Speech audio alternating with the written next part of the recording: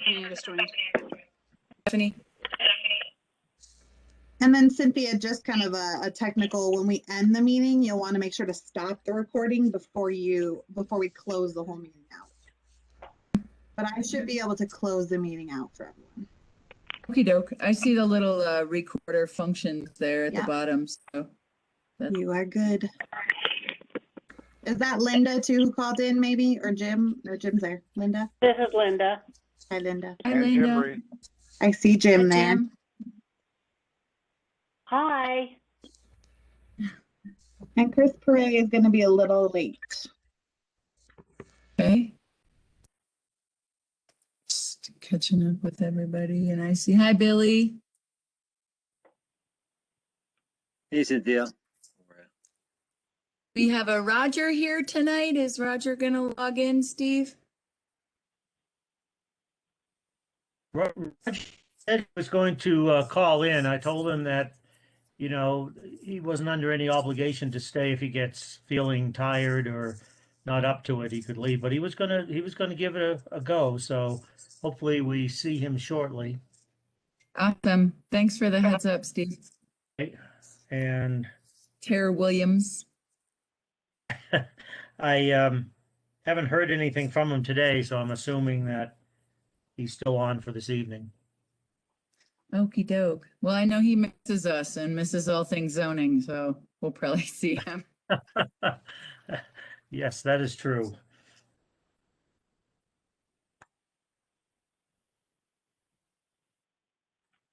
And Miranda, were we going to have Trustee Taylor after the paid parking application continuation?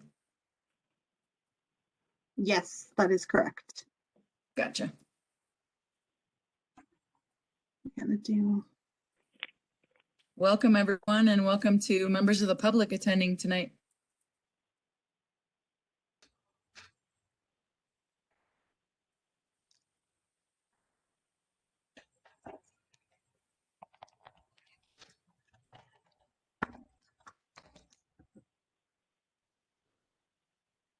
Okay, Cynthia, let us know when you're ready to go. Sure.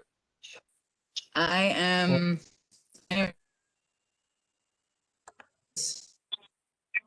Okay, I think we have a quorum at this point, so I guess we could start anytime.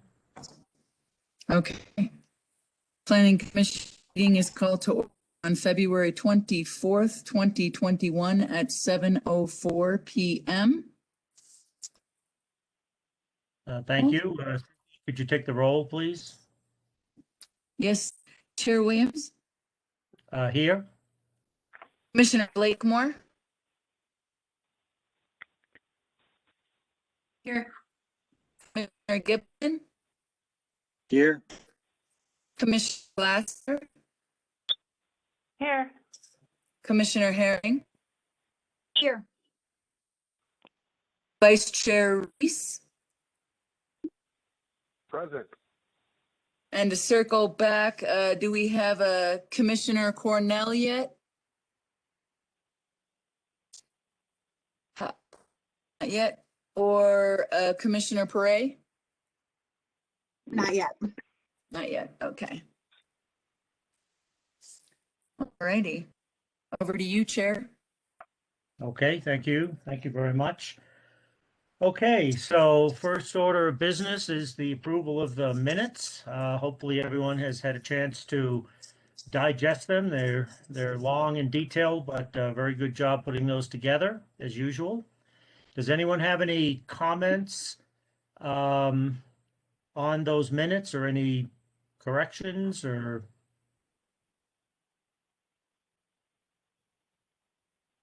Okay. Having heard none, could I have a motion to approve the minutes as is? So I'll move moved. to approve. I'll second. That was Commissioner Blakemore. Mhm. Oh. And we will go down the list backwards, starting with Vice Chair Reese. Yes. Do we have a Commissioner Perez yet? Not quite yet. I'll circle back. Commissioner Herring, Yes. Commissioner Glasser, Yes. Commissioner Giblin. Yes. Do we have a Commissioner Cornell yet? If not, I'll come back. Commissioner Blakemore Yes. and Williams. Yes. Okay, and we'll see. I'll take a second round here. Do we have a Commissioner Perez? No, not yet. Not quite yet. And Commissioner Cornell? Not yet if he's going to Okay. attend, but the motion passes. To Okay, approve Roger. the minutes from January 20. Okay, thank you. You bet. All right. Next order of business, do we have anyone from the public who wishes to speak on any item which is not on tonight's agenda?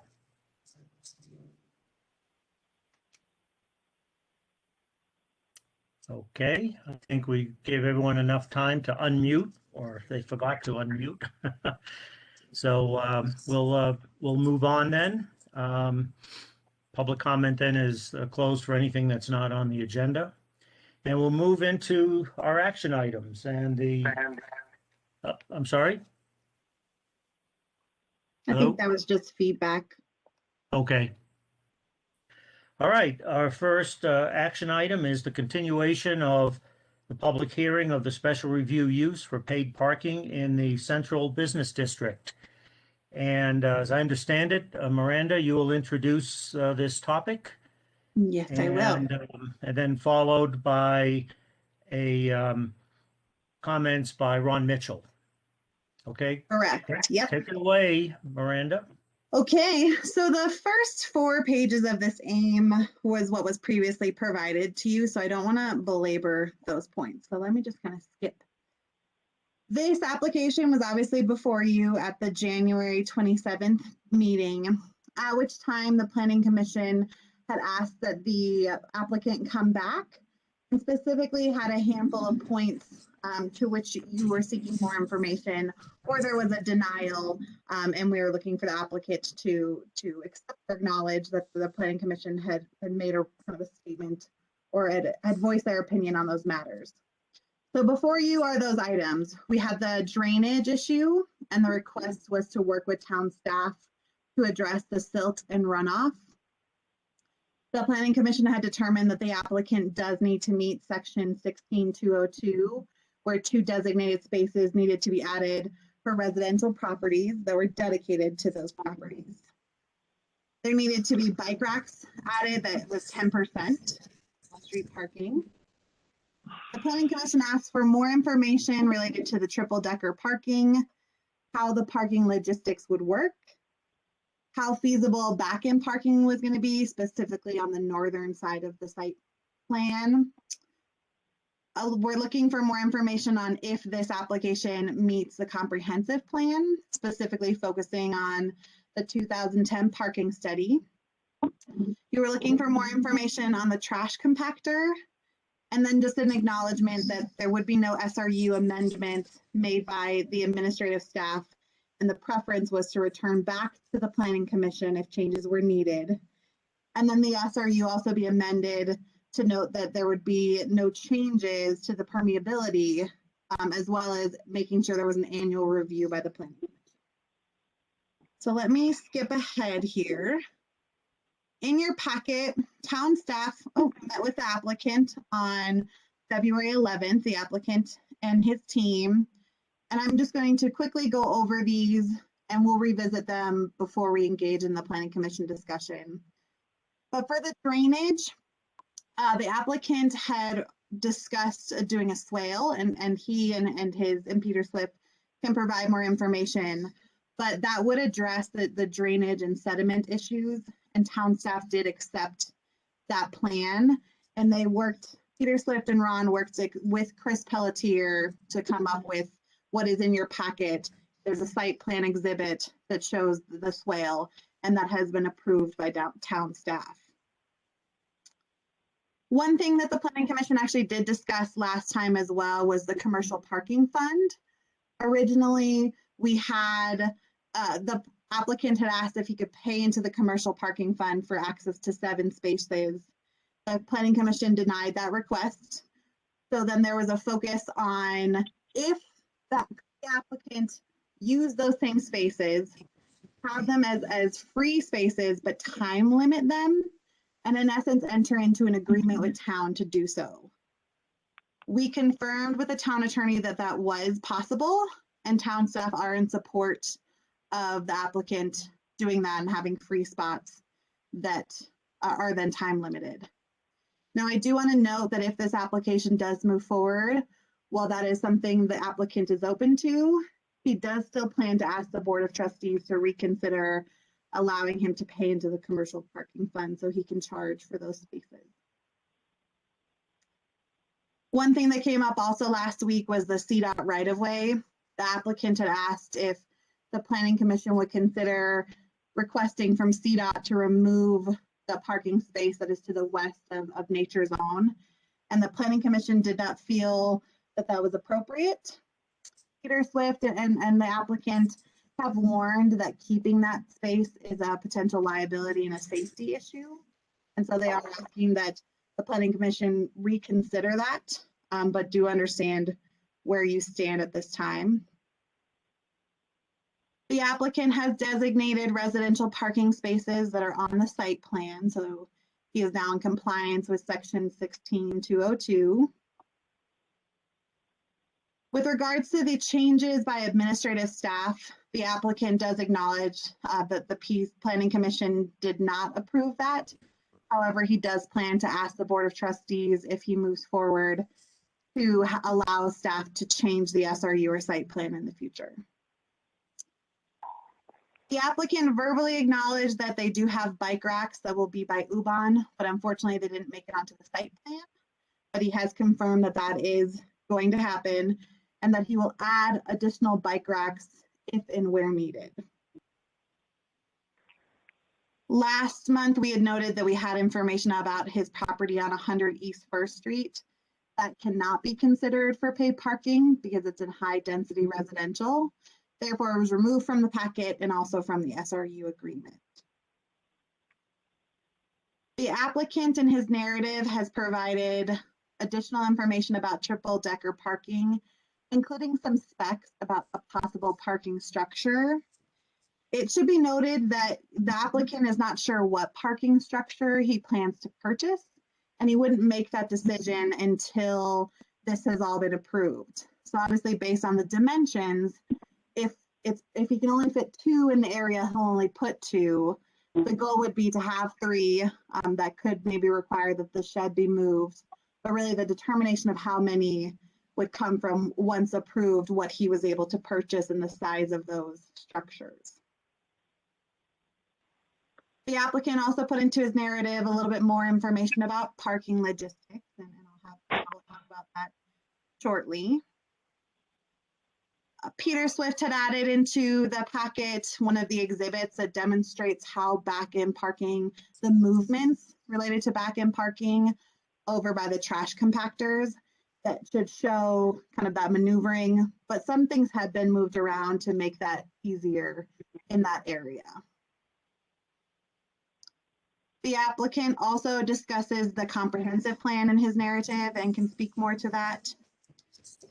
He also addresses the trash compactor and provided photos that are in the packet, as well as, again, some specs to the dimensions and how those trash compactors work. And lastly, the applicant did agree to all the SRU amendments that were recommended by the Planning Commission last month. So Ron, I'll go ahead and turn it over to you to add on anything else.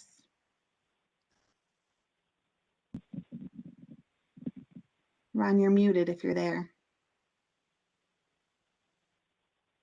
To make some more comments about the trash compactor. The loading ram has about a 1 yard capacity for loading, and the containers can go anywhere from 5 foot long to 25 or 30 foot long. depending on the need, the use, the amount of trash.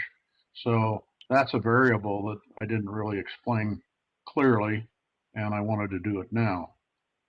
Thank you very much, Miranda. I think you really covered things quite adequately, and I'm open for questions from the board. Ron, would you like to summarize anything in your narrative that perhaps wasn't brought up yet? Boy, there's so many things I'm not sure what you might be interested in. I think we've had 4 meetings on this now, and I hope I've covered everything. I can't think of anything that I haven't, but there probably is something. Okay. Well, that's fine. I just wanted to give you the opportunity. I mean, I'm sure questions will come up as we go on. Okay. So the way this is going to work, so that we don't take all night to do this, is we're going to go ahead and go through each of the bullet items that Miranda described, and then have each of the planning commissioners provide any input or questions for each of those items. Following that, we will close that discussion and then open it up to the public. And the reason we're doing this first is that there may be questions that the public has that will be answered before we get to the public questions and comment. And then following the public comment, we'll come back to the Planning Commission for any final discussion, review, and then we'll try to wrap this up. So with that, Miranda, if you don't mind kind of going through each item again very quickly, and we will ask the one by one, go through each item. Then we'll ask the planning commissioners if anyone has any particular issues on these items, and we'll just move down the list. Perfect. So I'll just recap what's here in front of you, and I had sent this out earlier. So for the drainage, we're asking if you support the plan with regards to the swale that the applicant in town came up with. For the commercial fund, we're asking if you support the applicant entering into an agreement with town to use the yellow spaces on the site plan as free but time limited spaces. And then really for all the additional items here, so CDOT right of way, residential parking, changes to the SRU, bike rack, triple decker parking, parking logistics, back-end parking, comprehensive plan, trash compactor, and then I have 100 East First Street. Really, just do you have any additional questions or comments on those items? Okay, very good. All right, well, we'll start with drainage. Does anyone have any questions or concerns or issues with the drainage that was described? I have a question. This is Karen Blakemore. Okay. I'm looking at and I'm not sure I see the swales on the site plan. I see sediment traps on the southeast corner. Is that the swale? This would be the, what page is that? This is going to be on page 38. Oh, okay, thank you. I support the plan.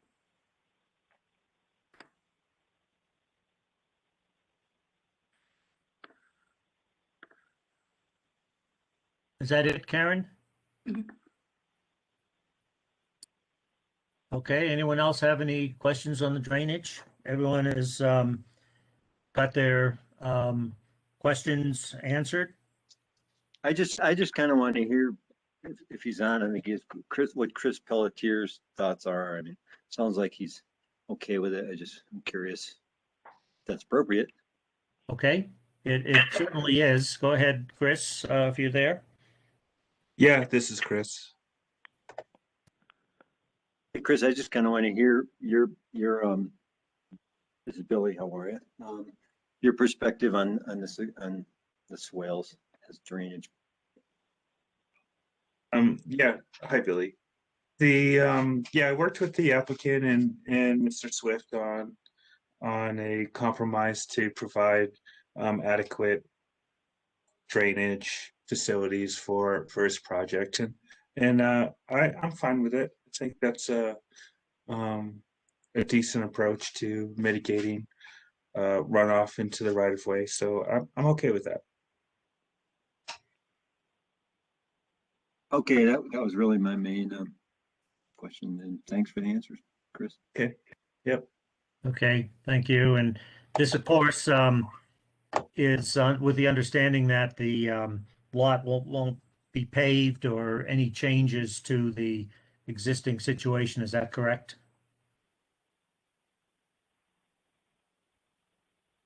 Yes, that's correct. Okay.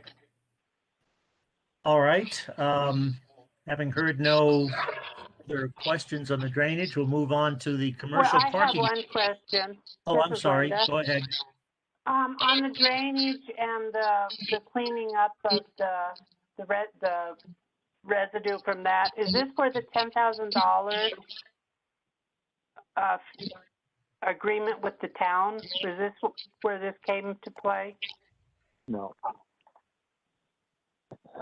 No, that has nothing to do with it. That is a past issue that's been dismissed. Okay.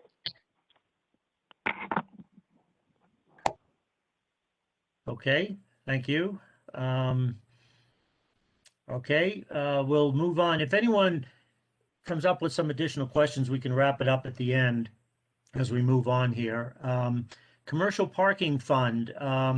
Miranda, would you mind maybe just reacquainting the planning commission with which is exactly what that is and how that might work?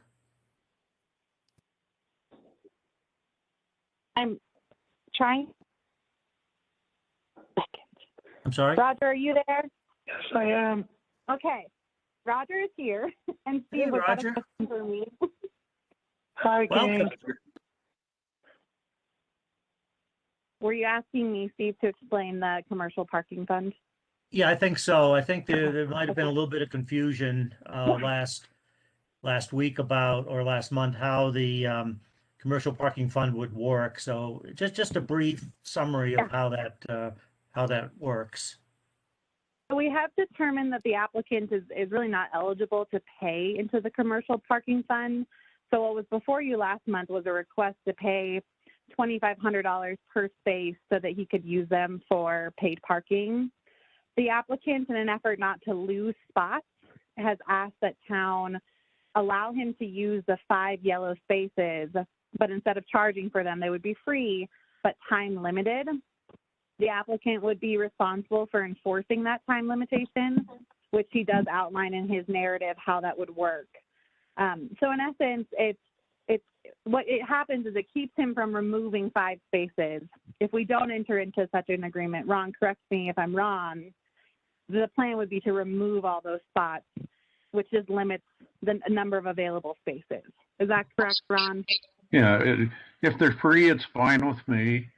It's up to the planning board, I guess, but my objective is to provide as much parking as possible.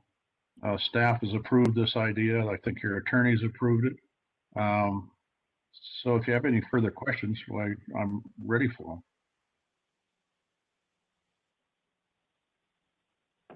Hey, This is does anyone- Karen. Yep, Oh. go ahead. Okay, I do have a couple questions, Ron. I'm looking at the site plan, and the 3 spaces to the left of the U-Bahn building, they look like they cross over onto the sidewalk.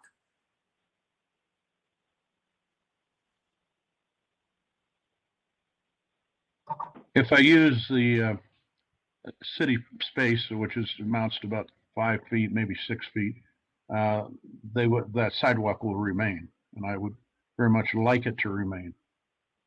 So that might be a slight error on the drawing. I drove. Oh, okay. I drove by today, and it looked like there weren't spaces there currently. Is that right? No, there are spaces there. They're just covered with snow. Okay. Okay, so it's not a driveway. Is that right? No. Definitely not to be a driveway. All entry into the U-Bahn lot has to go behind the lot to the east.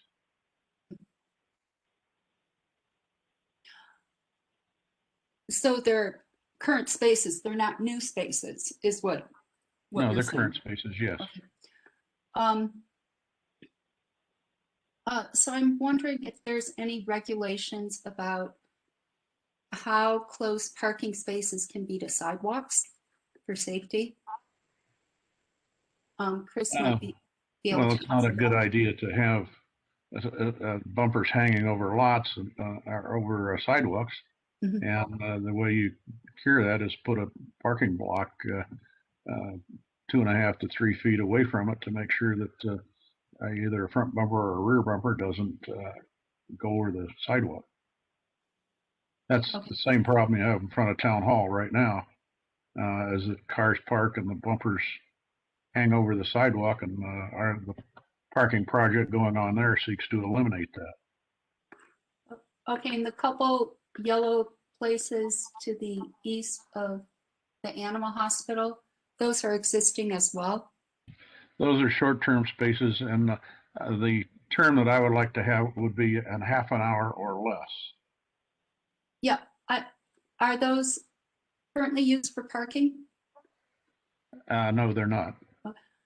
Okay, so my concern would be adding parking spaces that infringe on the public property. Well, the idea again is people who are running in and running out of a business really don't want to pay $1 to park, and you have a coffee shop there that's very popular. And my idea was, if somebody's just running in to get a cup of coffee, give them a break and keep the business with customers coming in. So that's who I was thinking about. Yeah, so we're kind of adding an infringement which doesn't currently exist. I'm sorry, I didn't hear that comment. So it seems like we're adding an infringement that doesn't currently exist. We are adding parking that doesn't exist. That's correct. And then there's one last question. I don't understand the notation here with north right-of-way Hazelwood. It looks like there's two blue parking spaces that go into that right-of-way, but I'm not sure if that's a town right-of-way or what that is about. It's the dashed line below the animal hospital. When you say below, you mean there are some irregularities in the survey there, and I think the dashed line, there's 3 different surveys. So it's up to kind of up in the air as to which survey is correct. I think that's a survey line, that dashed line, and one of the 3 surveys that are in that area. There's 2. I can speak to that. Go ahead. I can speak to that. This is Lee Stadell. I'm the surveyor. There are 2 separate surveys that disagree by about, I think it's about 5 feet. It could be a little less than that. The Hazelwood survey is one of the surveys. The Drexel survey is the other survey. I showed both lines on there just to make everybody aware that Fetterland is not normal, and there are areas that are, not really fully understood. I tend to believe that in that area, the Drexel monuments would rule, but I wanted to also give people the information that, and other surveyors and other people that are looking at the map, that there's 2 different ways to look at it.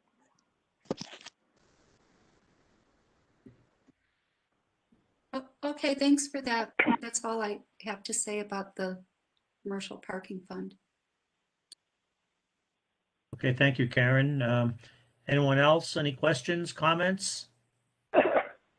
Steve, it's Roger. I have one question. Sure, go ahead, Roger. Um, you guys may have covered this. Sorry for the snafu. I thought for sure. On my computer, I normally can just click on and it just comes on these meetings, but I was trying to do on my new cell phone device, which didn't seem to like me tonight. Anyhow, maybe you've already discussed it, but Ron, could you go over again? My questions over the months have been the issue of, if I go to a restaurant and theoretically I'm supposed to have free parking to come into a business. So how is the parking kiosk going to work, and how do you provide free parking for the clients of the businesses? And I'm sorry if we've already gone over this. No, I don't think we have, and it's a good question. There's multiple ways to keep track of it. With today's technology, you can do it by phone. Lots of people can pay by phone. If somebody's parking time is about up and they haven't paid, you can send them an automatic notice on their phone that their meter has expired. What they do is they go to the kiosk and they enter their license plate number, and they can enter either where they're going, and then if they come back with a receipt, the attendant on the lot will void the charge, and they have free parking for the businesses on the block. Anybody else can go and park there, and they would have to pay for it. So the businesses on the block are accommodated with free parking for their customers. Okay. So how do you assure that if by chance you get, a lot of people, possibly skiers or whatever, or even a festival day where you actually get a lot of people paying for parking, and then someone wants to come down and use a restaurant or go to the rock shop, how do you ensure that they have a parking space? Well, you can't assure if the lot's full. You can't assure that they have a parking space, but and in the summertime, that happens all over town. People park up on 119 and walk down into the business area. I've seen that happen on many weekends. So I understand. I Okay. can't. Okay, thank you. That's really all I have, Steve. Okay, thanks, Roger. One follow on, Ron, to that question is, is there a time limit on parking? Let's say that someone goes into the rock shop or some other business. Is there a time limit before the validation would not happen? Well, there's no time limit if they come back with a valid receipt from one of the stores. So you have a point if you're saying that somebody could go buy something and then go a dozen other places, and that's fine. You can't. Nothing is perfect, and I've seen dozens of parking systems, and people figure out how to beat them no matter what. So that's fine. I think if the more somebody shops in the downtown, the happier I am. I really don't care if they go across the street after they buy a rock and get a pizza, and then they go down and buy a knickknack from the Rustic Moose. That's fine. That's that's helping the whole business community, and that's one of the things that I want to do. And doing this parking thing, it's not all just me making money. It's trying to help the rest of the businesses too. And so I don't have a problem with somebody making multiple purchases. One of them just has to be on this block. No, I understand that. I guess I was sort of getting at someone going in, buying a rock, and then they go skiing for the day. Well, the way you eliminate that is you have graduated pricing. So if they go skiing for 8 hours, then you simply make $1 the first hour, $2 the second hour, $3 the 4 the 4th and 5 the 5th, by the time you get to 8 hours, they owe $25, and you post it and they know it, and they'll just park somewhere else.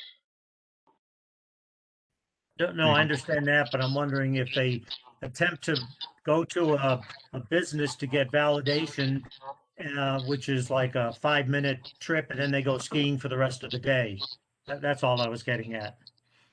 Well, and that's what I said. That if they stay 8 hours or 6 hours, then a charge starts to happen.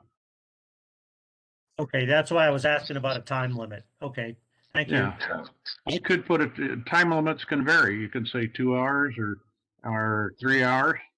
The idea is to increase parking circulation to bring more customers into the business area.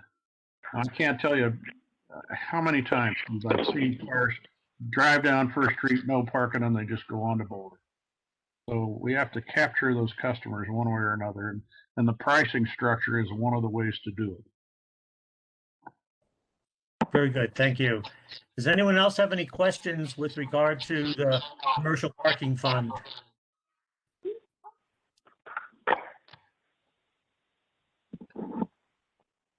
This is Jim Reese. I had a question for you, Ron.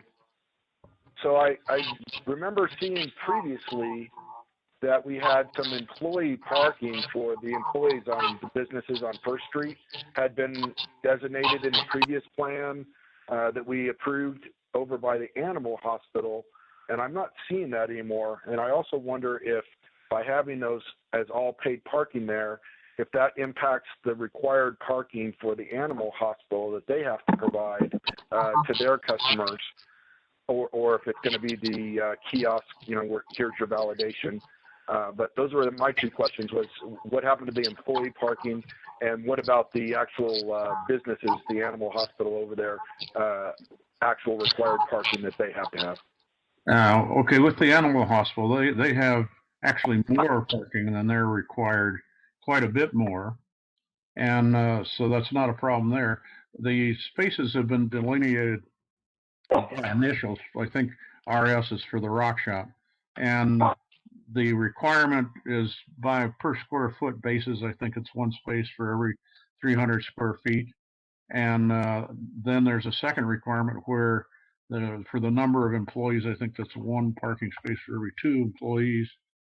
Again, Cynthia there, she knows this by heart. But anyway, those are all computed within the designations that have been put on the survey there. So they are included with the initials of each business, both employee and customer parking. To follow up on Jim's question, this is Karen. Will employees then need to pay for parking? Or No. No, okay. Well, if there are more employees than is designated by the statute or the ordinance, yes, they would have to pay. And how? So Ron, this is Jim again. Does that mean that I thought I remember from last year that you had designated specific employee parking over in that area near the animal hospital for the businesses on First Street? So now you're saying that it's more by designation in front of the businesses? Then yes, you're correct. I did, and we've refined it according to the code and working with the staff in a different way. So I think I've covered the requirement, but done it differently than you saw it last year. So there have been many, many changes since last year, and that's actually why I redid it. There were so many changes that staff felt, and I agreed, that I should reapply with the broader picture and make it more specific. Okay, thank you. Sure. So, Okay, Karen, did you have any other questions? yeah, I'm still a little confused about the employee parking. Are those reserved spots, some of them for employees, so there'd be like a sign that says employee parking only? No, they're not, Okay. because I've tried that and it doesn't work. and it confuses people. And if you do that, then you end up eliminating customer parking. And the owners of the business are more interested in having customers parking so they can pay their employees than they are having the employees take up the parking. So it's up to the businesses to determine where their employees will be parking and whether if they use a paid parking spot or no? The employees will either have a sticker put on their windshield or a hanger to where it identifies them, and they can park anywhere they want. The reason they're designated, and that's what happens. It's really hard not to do it that way. It creates a huge amount of labor effort that doesn't really accomplish much of anything. So, Okay. All right. Thanks. Okay, does anyone have anything else that's particularly pertaining to the commercial parking fund questions?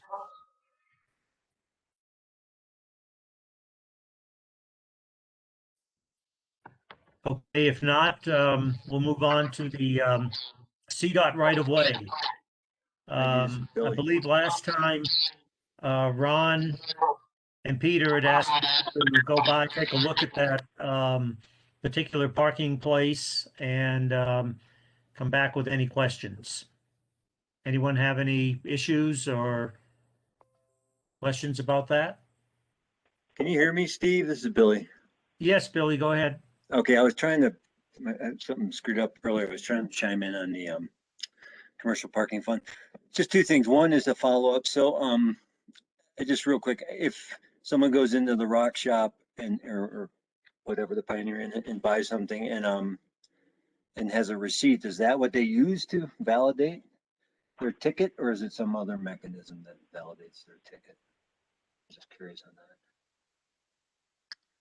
It's hard to answer that question because there are so many different ways it can be done. And I'm shopping through the things. In other words, I'm not going to make that final decision until you decide whether or not this goes forward. It can be done with receipts. It can be done with chips. It can be done over the phone. I mean, the establishment could just dial in on the phone or on their own, the computer on their desk that this person has just paid. The person will have their license number, and then a text goes to the attendant that that person has purchased a meal or a rock or a knick-knack, whatever it is.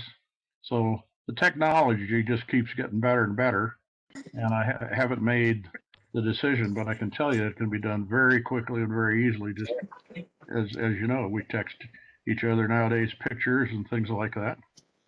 So I haven't decided what exact method I'm going to use. Okay, and then all in all, the plan makes sense if it's possibly free but time limited. It sounds like your only enforcement would just be putting a notice on the car. That's correct. And not dealing with tickets or whatever. That's cool. I guess I do have to point out that on this one and on the administrative approval for SRUs, that, you plan to go to DOT and kind of, have us reconsider what we've, I think, unanimously recommended. It's your right, and I also find it kind of frustrating to go through this process to have that dismissed, and also to me it makes me even clearer on the fact that I think that you would need to come back with any site changes or any kind of changes along the way should require a special review or more rigorous review than just administrative approval. So I got to say that. Yeah, I think we're getting to that item here shortly. Hey, Steve, this is Karen again.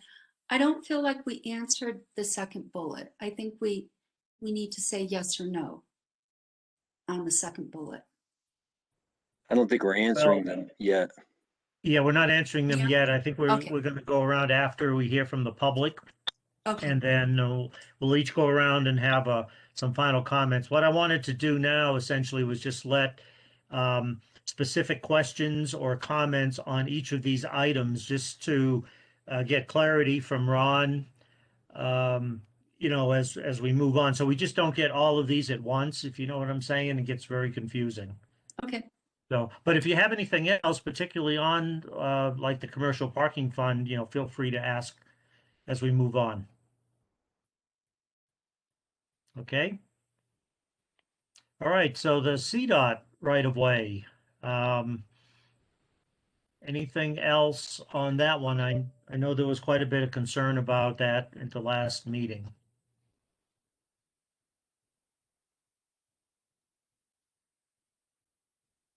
I drove by today and I don't really see the safety issue with it. So it looks like there's 2 spots there. I saw 2 cars parked in that spot. It seemed safe. Maybe Peter could address some of this, because I know he was quite concerned about this, if Peter's here. Yeah, I am. Thank you. Sorry. Yeah, under my professional license and the state board regulations, if I see something that I feel is askew, I need to report it to the competent authority and leave it at that. And then it's up to the authority to do whatever they choose to do. So I brought up the fact that the parking space as you're exiting from the access road violates site distance provisions that appear under the CDOT regulations and appear under national regulations to be able to give you enough site distance to safely exit or safely enter the access road itself. Now, that is the reason I believe that this was actually brought up to begin with, that it's up to the jurisdiction to do what they feel is appropriate. It's up to me to inform the jurisdiction of what I think professionally is something that needs to be brought to the jurisdiction's attention. So the question is, am I going to go to CDOT and talk to them about this? No, I'm not. This site plan and the provisions associated with it are under the jurisdiction of the town of Nederland, who has a cooperative arrangement with CDOT themselves. So I'm going up the chain of command by simply reporting what I observed to the town of Nederland, and that's it. Does that make sense? Yeah, so what I would say is, I think the town should investigate it to determine what site distance regulations it might violate. We need to confirm that ourselves, I think. Is this something staff has already done, perhaps?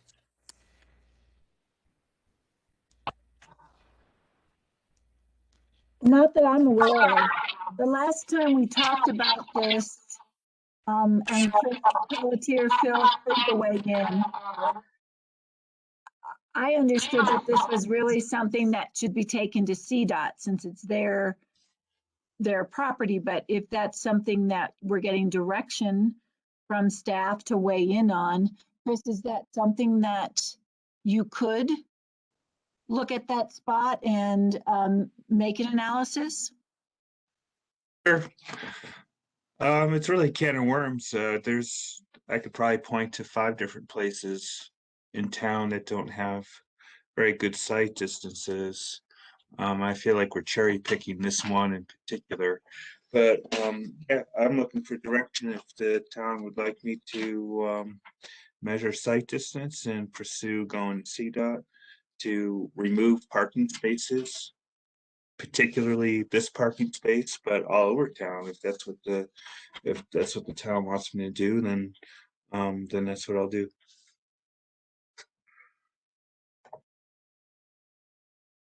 Yeah, I feel like with this parking arrangement, we might have more traffic coming through there than we currently have.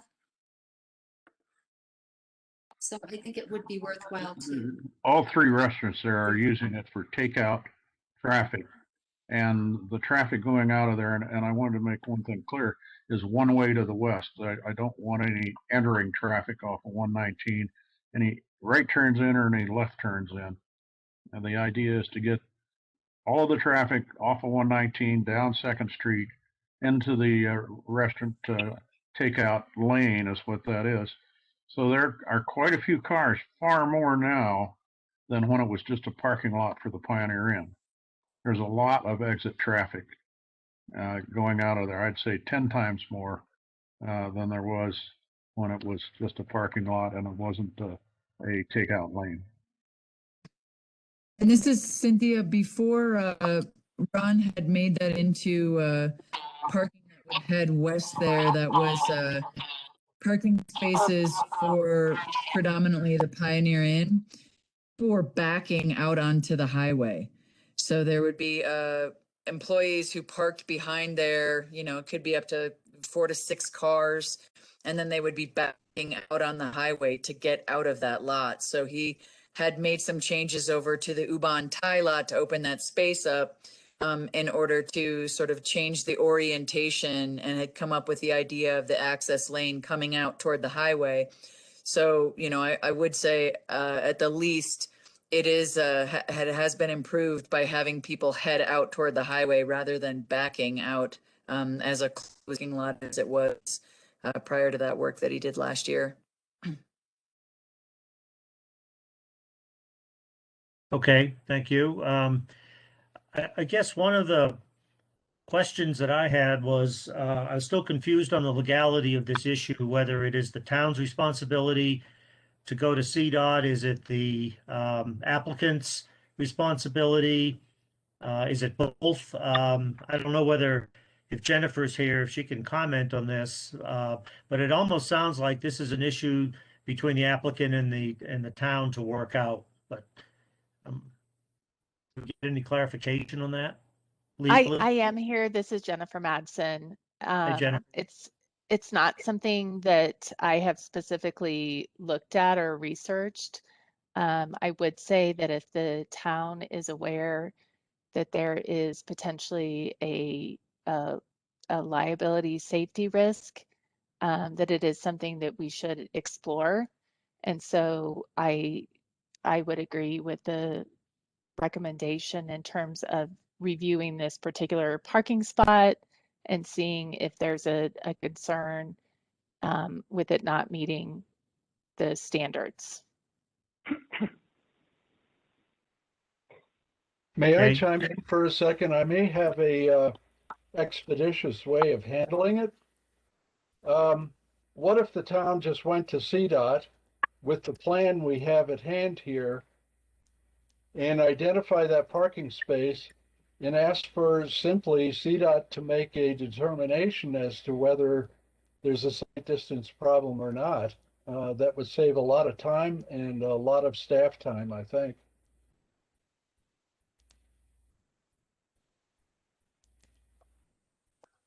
I can tell you for sure that the applicant has no authority whatsoever to make any decision as far as that's concerned. Okay. Can I chime in here for a sec? This is Lee, the professional land surveyor. You know, this right of way that we're talking about, Bridge Street. Bridge Street was a town right of way long before it was a CDOT right of way. This was platted as a town right of way first. So I just wanted to mention that. I think that the town probably has more jurisdiction actually than CDOT on this town if you go back in the title of it. That's great to hear, Lee. I'd like to have you by my side next time we're talking to CDOT because they own that road. Well, they can say whatever they want. I would mention a couple of other things. Okay, so we're concerned about this space. You know, the space that is north of the Kathmandu Plaza is in 2nd Street, and the space that where everybody parks at the Business Connection is in 2nd Street too. Those are in CDOT rights of way also, I mean, there's spots all over the town where the town or the property owner has put stuff into the CDOT right of way, and where people are parking in the CDOT right of way, whether or not there's a dedicated spot with lines or not. I mean, in the case of the business connection, it's just dirt that goes up to the asphalt. So, I mean, you can say that CDOT really cares a lot about this, but I mean, I don't think this. I don't remember CDOT being. I mean, I did the surveying for the Kathmandu Plaza. I don't remember any CDOT input at all when Mr. Stringfellow built all the concrete flat work and the parking spaces on the north side of that building across from the Presbyterian Church. So, I mean, maybe CDOT is selective about what they care about or what they don't care about. Yeah, I totally agree. And yeah, they are. And those parking spaces in particular are exactly the same problem that this applicant is complaining about over by the rock shop. And you're right. You can do this all over town. And that's my point. This is a can of worms. And we could open up site distance problems with nearly every parking spot that intersects VDOT highway or the town's right of way, however you want to look at it.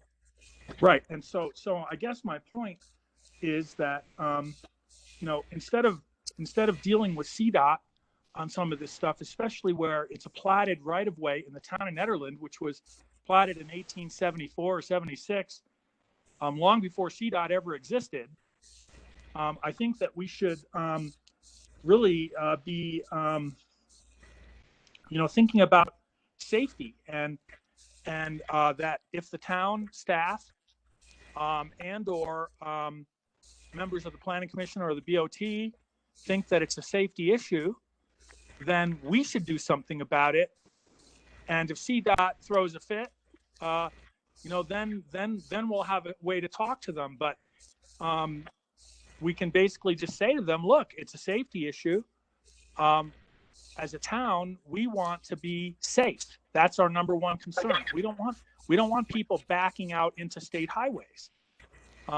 We don't want places that are unsafe, parking spaces that are unsafe.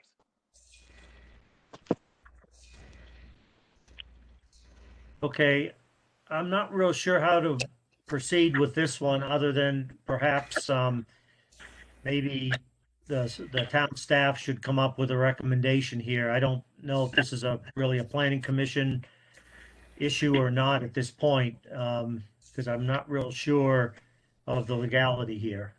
Chair Williams, we will be fine doing that. Town staff, we might go back to Lee for a little bit of assistance as we research this. We'll look into it and then we will proceed and make a recommendation. Okay, I think that's a good idea. Thank you. All right. Any other comments on that before we move on? I have one, Chris Perret. Go ahead, Chris. Why not make the entrance or the exit in the middle of the U-Bahn parking lot where you can see past the cars that would be parked there? Because that's 3 parking spaces. That would be 3 parking spaces for the town of Nederland, which is what you're not going to have a driving out problem with. The PI had it that they were backing out every time, but most of the time they would have a person go out there and direct traffic, do that, and they did that for 40 years without it being a problem. We're running out of 3 parking spaces in town, and if you eliminate all of them, you're going to have nothing but a headache on your hands, and you're not going to have anybody come to town because nobody's going to pay to park in order to be here. I just agreed to have 5 free parking spaces. 75% of the land is on my property. I'm not trying to get rid of parking spaces that are safe. I'm trying to add them. But I think this one is, and I'm not going to open that driveway to U-Bahn under any circumstances. There were many near collisions. Move it over and put the parking spaces over where the run-through is. I'm sorry. I don't want to talk over somebody else. I just want to May I introduce something one of the problems that you may encounter by opening up the old U-Bahn access is you got queue lengths on the circle. In other words, cars will stack up before entering. Cars will stack up before entering the circle itself. And if you moved it up the old U-Bahn parking access location, you're going to have delays on people getting out of that lot, particularly, and it's going to start backing up. I think it's better to have the access where it's proposed on the plan itself because of that queuing problem. All right, well, we'll let this conversation continue between the town and the applicant, if that works for everybody at this point, and we won't make this part of the motion. We will make this part of the motion, sorry. Okay, moving on to residential parking. What do people feel about this particular issue? Any questions or comments?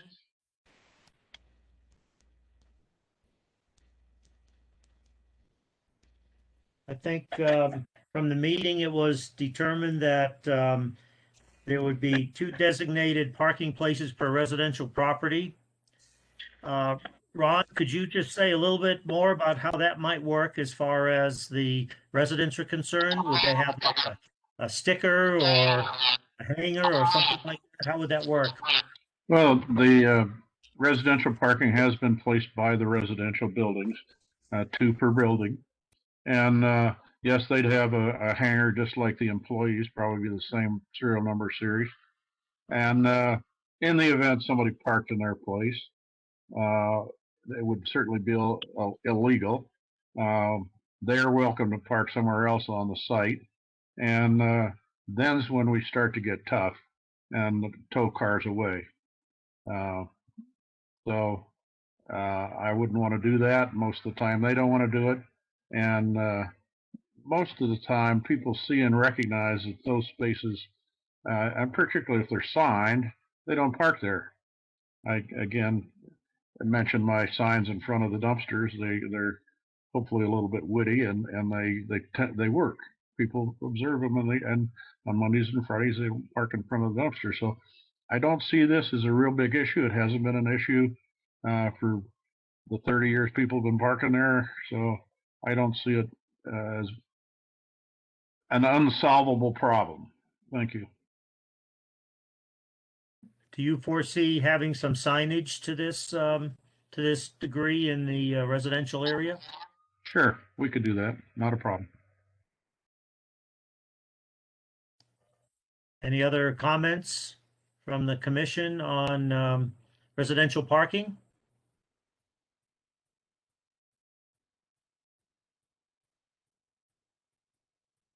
Okay. Having heard none, we'll move on to the question of the administrative approval for SRU or site changes.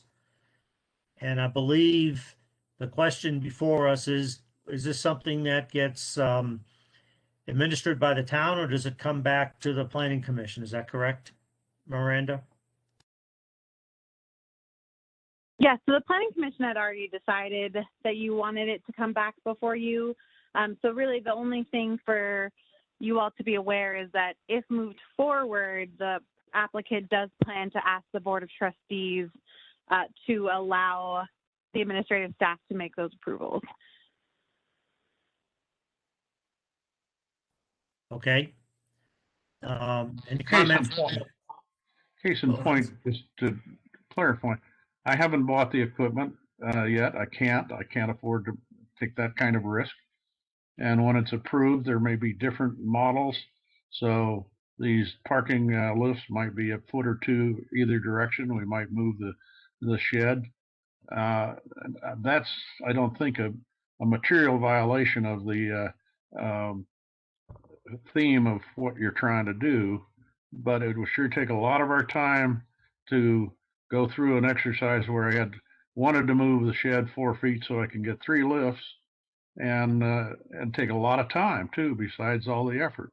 So that's why I've made this approach. There's always going to be things that don't work or need changing, and I just feel that there, if I have to come back for every little detail, you're putting a huge burden on your staff. That's to go through all this process again.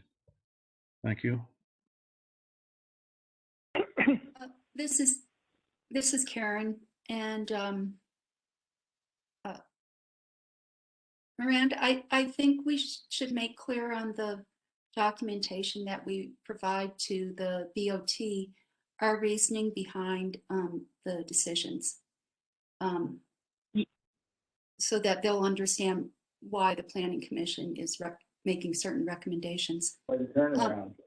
I don't think we can just give a broad brush approval to site changes, not knowing the extent of them. You know, that's just wouldn't be a responsible thing for the Planning Commission to do. For both this item and the commercial parking fund, since those are the two that the applicant would be asking the Board of Trustees to make a decision that's different from the Planning Commission, that was my plan to outline why the Planning Commission made the decision that you've made. That sounds good. Yeah, I think that's we were sort of in agreement of that last time. I just wanted to find out if anyone had any additional thoughts or changes on that one. This is Jim Reese. I actually would like to hear if Chris Pelletier had any comment on that. Knowing what Ron just said about small changes, 4 feet to the left, or what's your take on that? Is that standard operating procedure to allow small changes without having a full packet come back before the PC? Or do you think it should just come back before the PC no matter what if there's a change? Okay, so I really can't speak to what should come before the PC and what shouldn't come. But I do believe accuracy is important. And I kind of believe what Karen is saying about approvals here. And when it comes to the parking structure, I'll say this, when we first saw it, there was no parking structure. Then there was double deckers, 4 of them. Then there was 3 double deckers. Then there was 3 triple deckers. Then when staff requested specifications on those triple deckers, we received inaccuracies. Then when we got more accurate information on the triple deckers, it was revealed that the triple deckers require a much bigger foundation, which basically wouldn't reflect the footprint that you see in the plan in there today. It shows 3 triple decker parking structures. However, when you look at the specs, you can't fit 3 triple decking parking structures there. And so, my point is, I do think accuracy is important and to have a pretty solid plan when you're coming to this meeting. So, so that's what I have to say. Thank you, Chris. I appreciate that input. That helps. Anything else, Jim? No, thank you. That's got it. Okay. All right. Any other comments from the commission members? All right. I think it's pretty clear where the commission stands on that one. Okay, moving on to bike racks. I think it was indicated that the bike racks aren't shown on the plan, but that Ron had agreed to provide a number of bike racks on that. Does anyone have any additional comments on this one? Yeah. Do you have to pay to park your bike? No.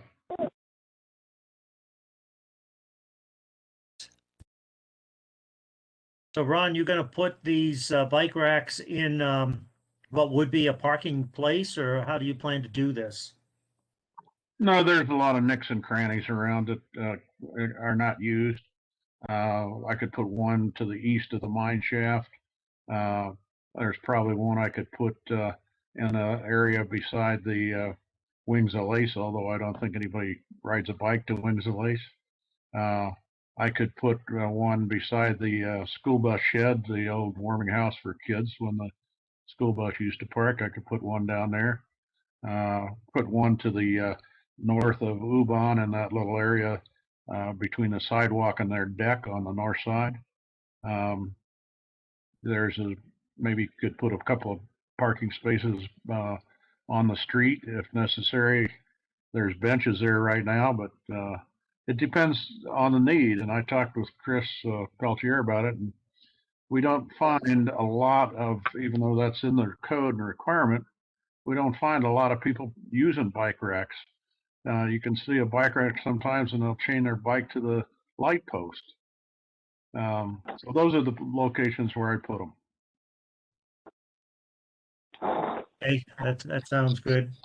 Any other comments?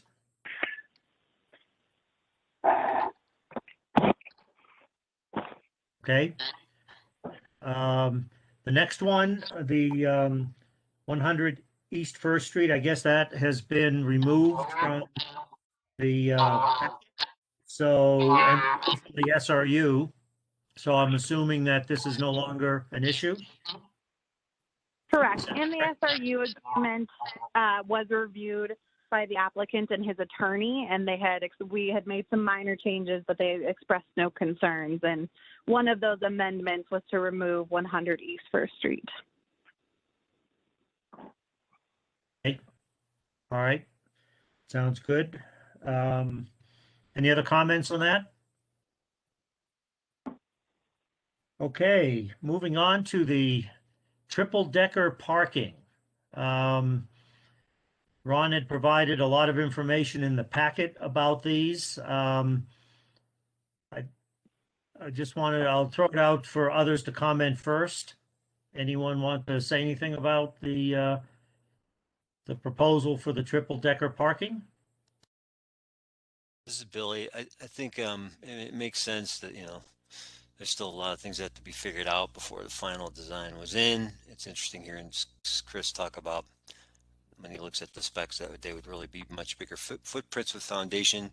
I also just wonder, what kind of specialized electric utility hookups they'll need, and what town's role would be in approving the final design.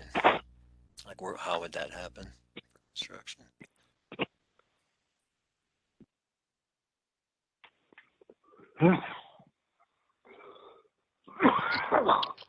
I don't even know who answered that question. I think we can assume there's some kind of specialized electric utility hookup, but would town, whether it's code or a commission or everything that's meets the electrical code, and actually the public or XL Energy just is going to close the program tomorrow, so I signed up for it. They're so excited to have electric charging stations that they've got a program which I agreed to, of course, pending total approval by the BOT, where they will pay for the entire electrical infrastructure up to the charging stations, as long as you buy your electricity from them. And then there's a 10-year time limit on it. And after 10 years, why the property owner owns the entire infrastructure, which is quite a generous offer to pay for all of that. And then Commissioner Giblin, permitting will be required. And so the applicant will need to, there's pieces of his project that will require pulling building permits. So therefore then Cynthia would be directly involved as well as Safe Built. Okay, that makes sense. I don't think I had any other questions on that. Nope. Okay. Anyone else have any questions? Yeah, this is Jim Reese.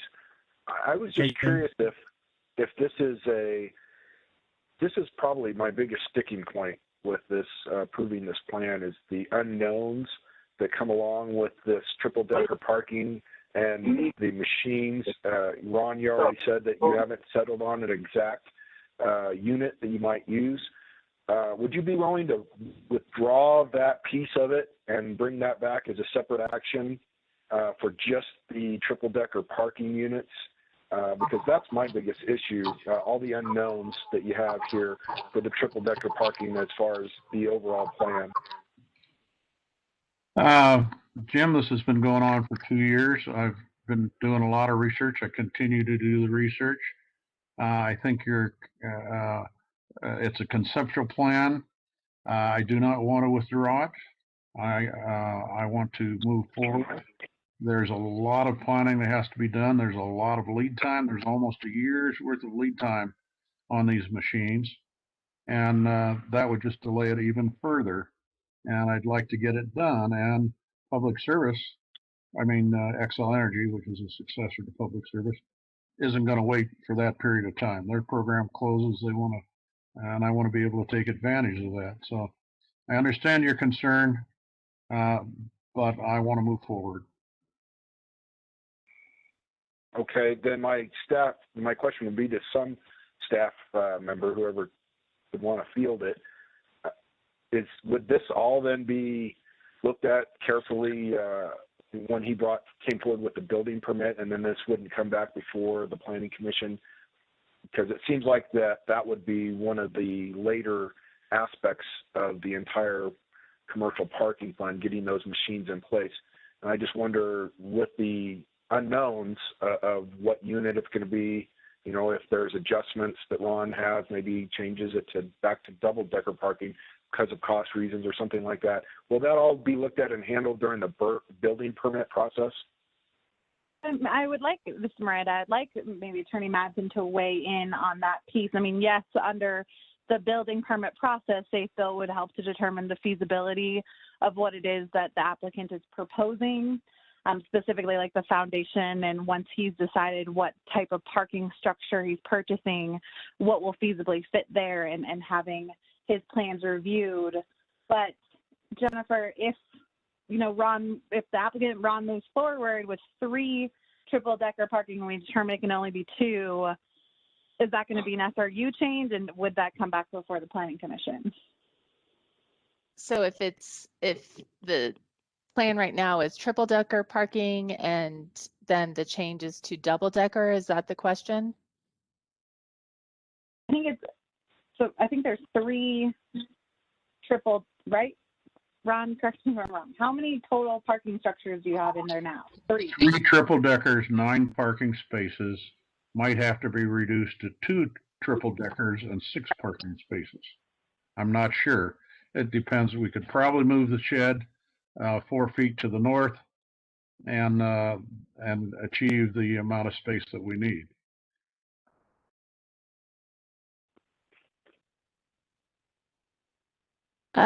Well, the site plan does become part of the approved special review use. And so changes to the site plan, those would need to be approved in accordance with the procedures. So those would have to come back. Now, I guess there's a question as to going from 3 triple deckers to 2 triple deckers, whether that's going to have impacts on other neighboring property owners or what type of impacts that will have. If there's a desire to allow for approval of both structures, maybe that's something that you could indicate. Or if you don't want to have approval, if you don't want to allow for changes in the triple decker, then that should probably be indicated in the special review use agreement, if that makes sense. I would certainly appreciate being able to have it approved for either 2 or 3, pending getting together with Lee and doing some more survey work to determine exactly where we can put them. That would be very helpful for me. Well, Ron, I've got a real problem here approving something that we just don't know what it's going to, how big it's going to be, where it's going to be, what the impact is on the infrastructure and all of this. And I'd like to echo Jim's comment that it would really be nice if once you determine exactly what this is going to be, as far as the number of the deckers, how high they are, all of the specifics of how you'd like to do it, then I think the Planning Commission would like to see that. I mean, I'll let others weigh in, but that's just sort of my view at this point. Well, if we can leave one issue outstanding, I can work on it for another month, but and that's fine. I can try to get it as exact as possible. Again, I just don't want to be bound to have to buy what I've presented as a sample of what can be done. That puts me at a tremendous competitive disadvantage. But and I hope that can be seen. I think we could rework this and maybe put in it moving the sheds as a single item. If you want to continue again for another month, and this is really where things are hung up, then I'll be glad to go another month and work on this single item if everything else is passed, and you haven't done that yet. I'm agreeable to do that. Well, as I said, I think speaking for myself, I would feel a lot more comfortable having a little bit more detail of what this is going to look like, or have no problem with you coming back as a separate issue on the triple decker parking. Once you have enough time to work on it, because we don't want to hold you up either. But on the other hand, I'm having difficulty being able to approve something that we really don't fully know what the impact is going to be. Anyone else have any comments on this? This is Jim Reese. Oh, go ahead, Karen. Just to clarify, I think what Jim proposed was that this layout be approved with the triple decker taken out. So approve this site plan without the triple decker, and then when you're ready to do the triple decker, come back to the Planning Commission with the plan for the triple decker. So it wasn't to hold you up on this application. It was to get the application through, less the triple decker. Does that make sense, Ron? Well, let me explain to you, Mike. This, in terms of these structures, you're probably talking about 30 tons of steel. And believe it or not, this is a minuscule order for the manufacturers. What they would have to do is piggyback me on some other order in the state or nearby, maybe Montana or Wyoming, in terms of shipment. They sell these in lots of between 50 to 100. So there may be some waiting time if I have to select one, and I think that's what you're asking me to do. Then I'm bound into that manufacturer or manufacturer's rep's schedule, and I'm also bound into whatever his price is. And there are two different lists that I would like to consider. So I guess what I'd like to do, if what your pleasure is not to approve this because I don't have exact square footages, go to those two manufacturers and get the exact square footages, try and get them located on the drawing so that they are acceptable to you, and then come back and have the whole package approved, because it is an integral part. There's a lot of electrical planning and work that has to be done, design work by the XL professionals.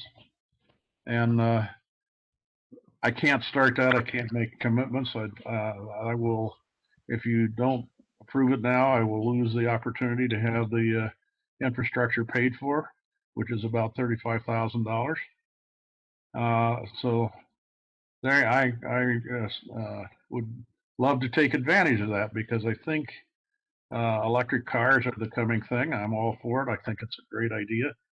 And to have it approved, those electric charging stations then get put into guidebooks and social media things where people know where they are and they can rely on them.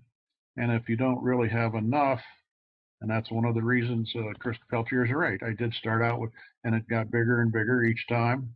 As time went past and I talked more with the people who really are in the know about this, there's something like 14 new different models of electric cars coming out in the next 2 or 3 years. So they're going to sell and they're going to need these spaces. And I want to be able to have enough lead time and know that I have the lead time to be able to finance this and have it done. And a $35,000 gift from XL to do it within the next 6 months, or at least I may keep the commitment, is a significant amount of money in terms of bringing electric car charging to Nederland and a significant amount. So I would rather take the whole thing back, rework it for a month and come back. And then if it's just this one issue, if you vote to approve all the others, then that frees me up to only work on this issue for the next month and try to work with the staff in terms of what they want and get their concurrence and go forward. Okay, Ron. I like the idea. Let's go through the rest of them, and then maybe we'll revisit this one to see if a continuation is needed, or we'll see how the commission feels when we come back for our round discussion. Unless anyone else has any comments at this time on the triple decker parking, we'll go ahead and move on. We're going to come back to it, this, Chris. I'm sorry, say again? This is Chris. We're going to come back to this parking thing. I'll have my questions then. Well, no, you can ask them now, but what we're going to do when we come back, if people are not comfortable with the triple decker parking as it's currently proposed as part of the SRU, then we may continue this. But go ahead and ask your questions now, if you don't mind. Okay, my questions are this. A, why is this a pie in the sky issue? B, why is it that the 11th hour with XL become our issue to approve it right away? And 3, has anybody seen what this does in wind and rain and freezing conditions, which Nederland is very high in potential of? What would happen if one of these structures fell down and landed on a bus full of school kids? You're having something that's 3 stories tall, and that's in the site plan to where it's going to be put. The other businesses in the area have this eyesore to look at. Those are my questions.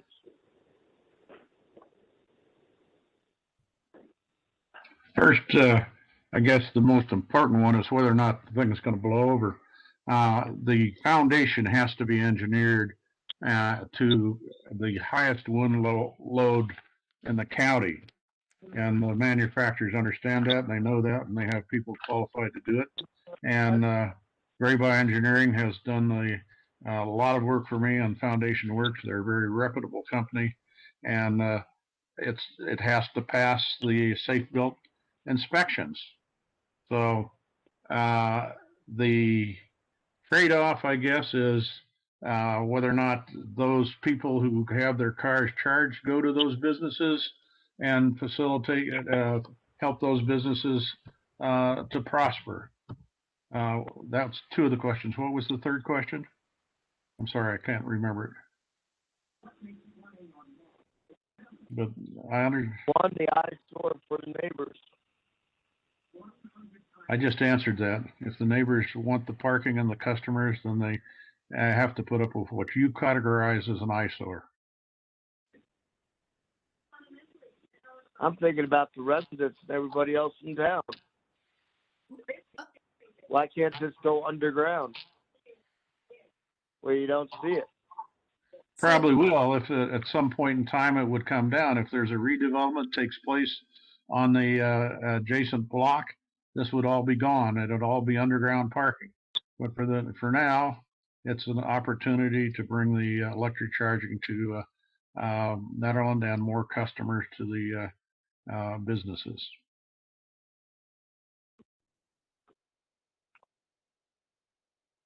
Okay, any other comments at this time Might before say we we move pull on? it out until later. I have a question on the square footage that each unit would take on the parking. I didn't quite understand it. Please say it again. The square footage that each parking structure, what is the square footage on each one? Well, the base? based on the, I think it's 13 by 20. Chris, I don't have those parking specs in front of me with the example that I put in the packet, but I think it's at least 13 by 20. It may be a little less. It might be 13 by 19. And the height on those? And It varies. It depends on the vehicle. You're doing the three levels. The average car is about 6 foot high, so it'd be 18 feet. If you put an SUV or if you put a car with a top carrier on it, why then they have to go a little bit higher.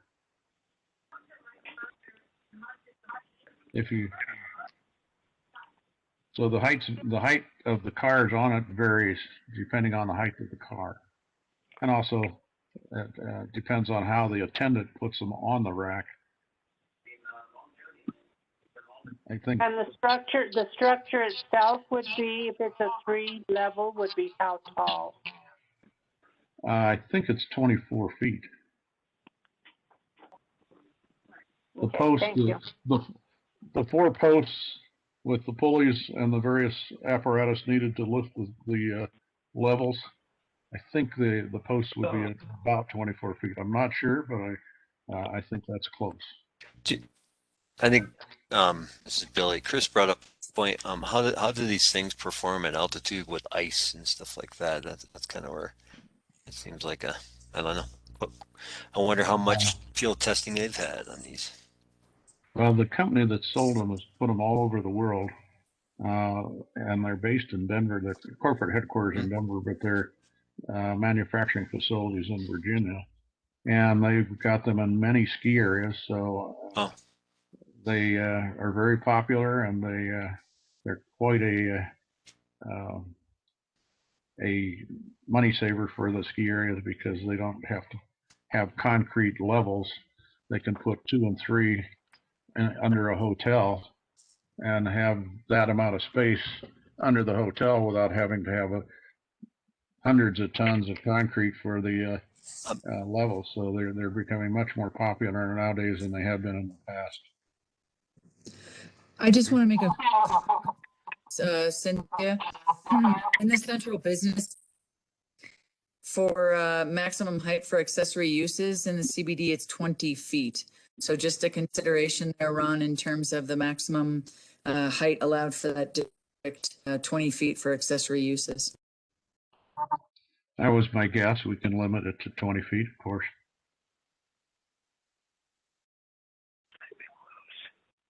So this would be a double decker, not a triple.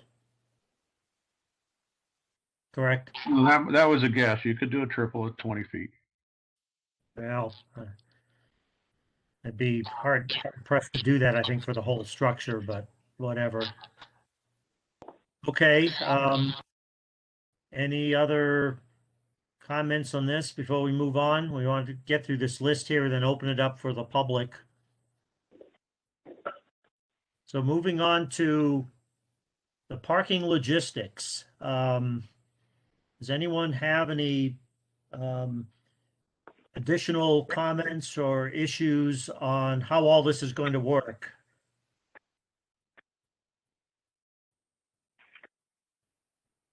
This is Billy. It just seems like, I mean, the liability and the logistics of it still seem kind of like a lot of, you know, um, it just seems gray. And, you know, there's a comment there, something about if the attendant gives them a lockbox key and they can't figure it out, then they shouldn't be driving, which, you know, I guess makes sense, implies if they're drinking or whatever. But like, I guess just all of it kind of implies a lot of unknowns and a learning curve you talk about. So it seems like it's a liability issue just kind of waiting to happen.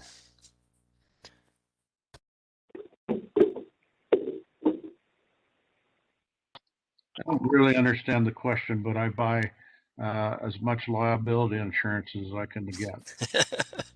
Well, you might need it. So the liability would lay on the property owner, correct, not the town? That's correct.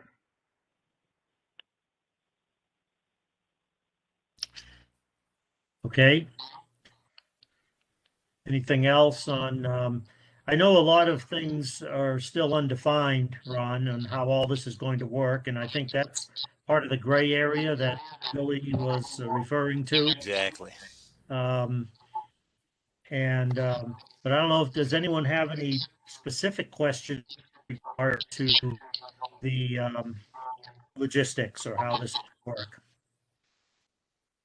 This is Jim Reese. I just wondered, is your attendant going to be doing continuous rounds between all the parking areas? Or is there going to be a stationary spot? Ron, I couldn't quite get that from the narrative. The attendant is on the move all the time.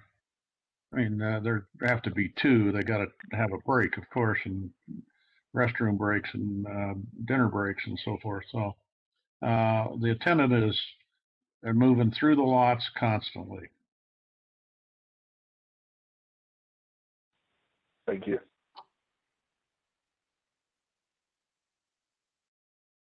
Any other questions?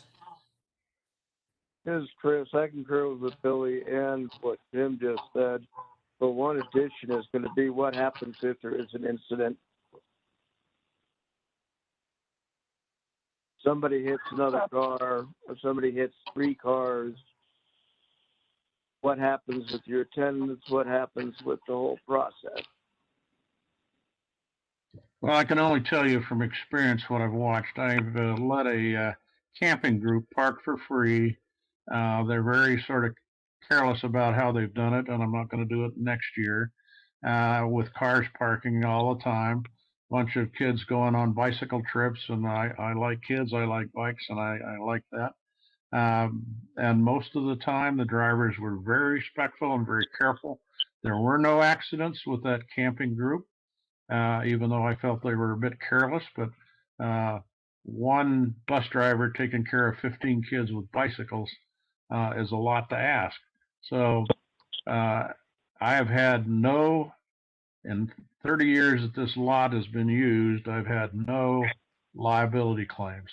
And my agent can verify that.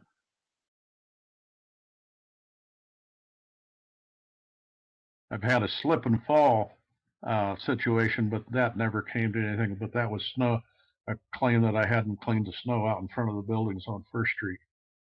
And that's only one in 40 years. So this is Karen. This parking layout is a lot more complicated than what you currently have, I believe. So there may be more accidents due to that.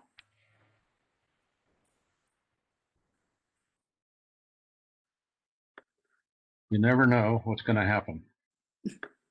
That's why you buy insurance and why you try to design things to work as functionally as they can.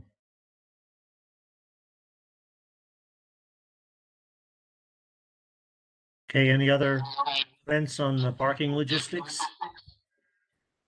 This is Stephanie. I just had one question, Ron.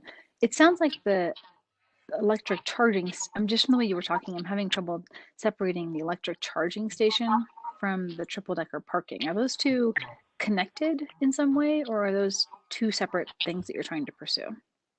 No, they're very connected.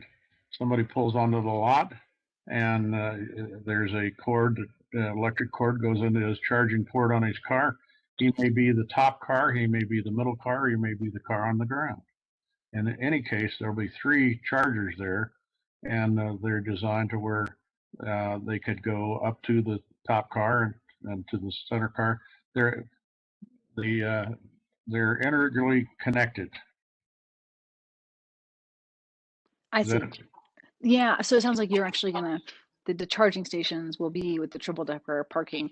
That being said, that if you wanted to do charging stations with a double decker or with no decker parking, the XL credits would still apply. Is that correct? Yes. So okay. The more cars you have, the more they're willing to pay to put it on. Right now, I don't think there's going to be, at least in the next 3 to 5 years, much more demand than that. But who's got the crystal ball to tell?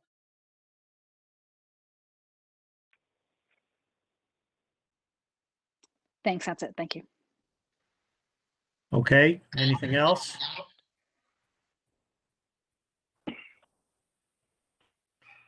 All right. Let's move on to back-in parking. I know that there were some planning commissioners that had some concerns about this last meeting. Ron provided some additional material. Does anyone have any further comments on the use of back-in parking or any questions about it?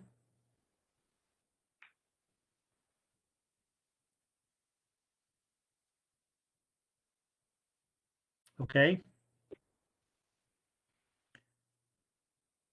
Let's move on to the comprehensive plan. Now, I know that Karen Blakemore, you had talked about this before. I don't know if you want to revisit this one in detail or not, or anyone else can comment as well.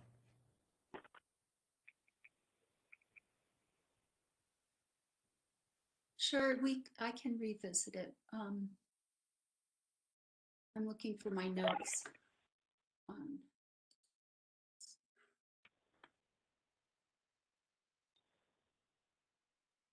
I still am concerned that this plan is not compatible with the comprehensive plan, specifically the 3rd transportation policy, which recommends parking on the outskirts of town, and the 11th land use policy, which recommends revitalization of the downtown area.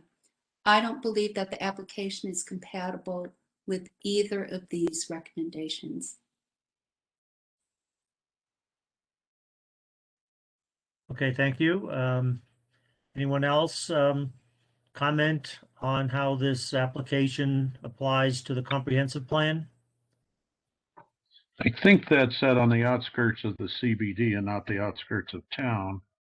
And on the outskirts of the CBD, the only piece of property I have that could be parking really can't be because we've eliminated it from the discussion, and that's 100 East First Street, and that's because the zoning would have to be changed for it to become a legitimate commercial parking lot, and I don't see that as an immediate alternative. It might happen at some point, but that lot is on the outskirts of the CBD, and so I can't use it.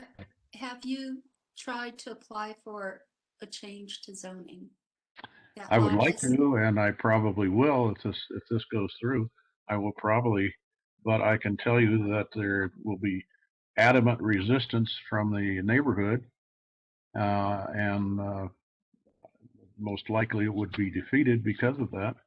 So it is shown as a parking lot in the parking plan. That's been eliminated from what you're considering tonight.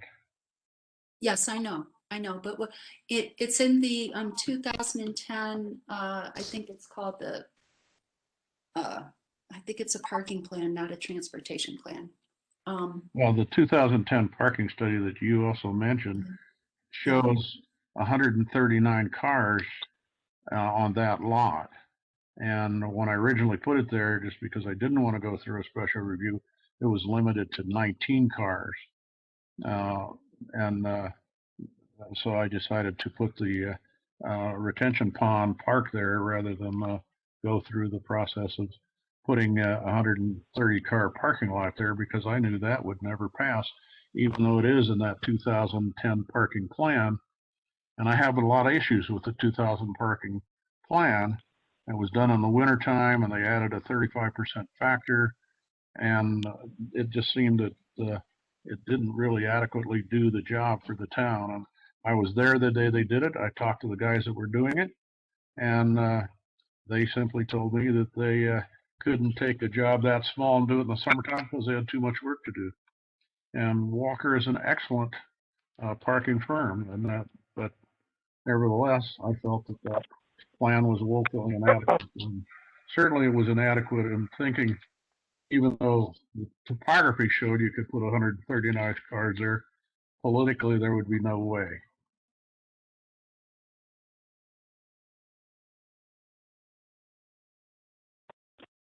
Okay.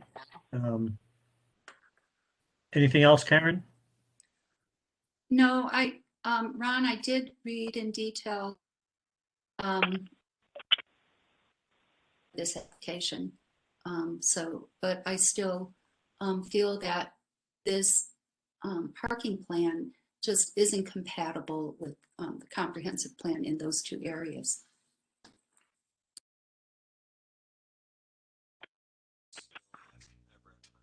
Okay, anyone else? Comments on the comprehensive plan?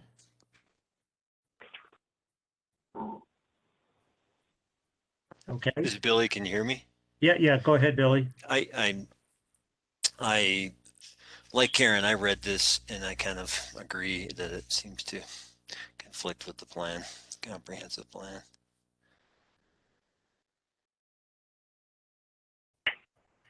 Okay, thank you. I concur.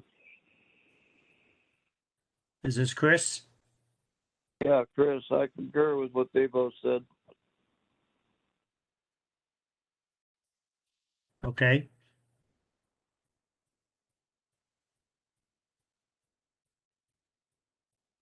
Any other comments at this point?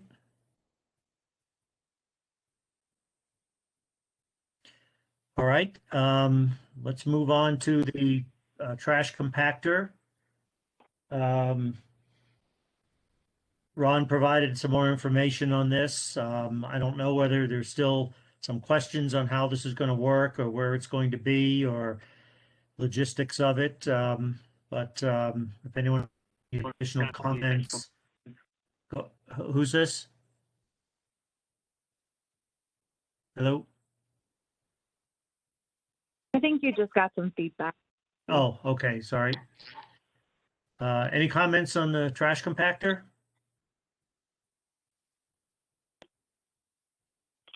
Okay. With that, let's move on to the last one, which is the SRU amendments. The applicant agrees to the amendments to the SRU, so I assume this is no longer an issue. Anyone have any comments on this one? I do have a couple. Okay, go ahead. I'm wondering if the drainage requirements should be added to this, or maybe since we're already on the site plan, it's that's not an issue. Should we have a time limit for completion?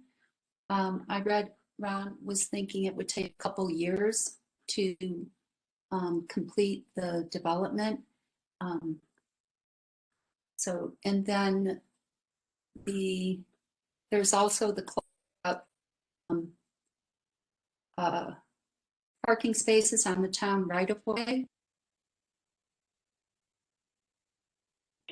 I think that should be removed because I don't think we should be adding any more parking spaces that infringe on town property.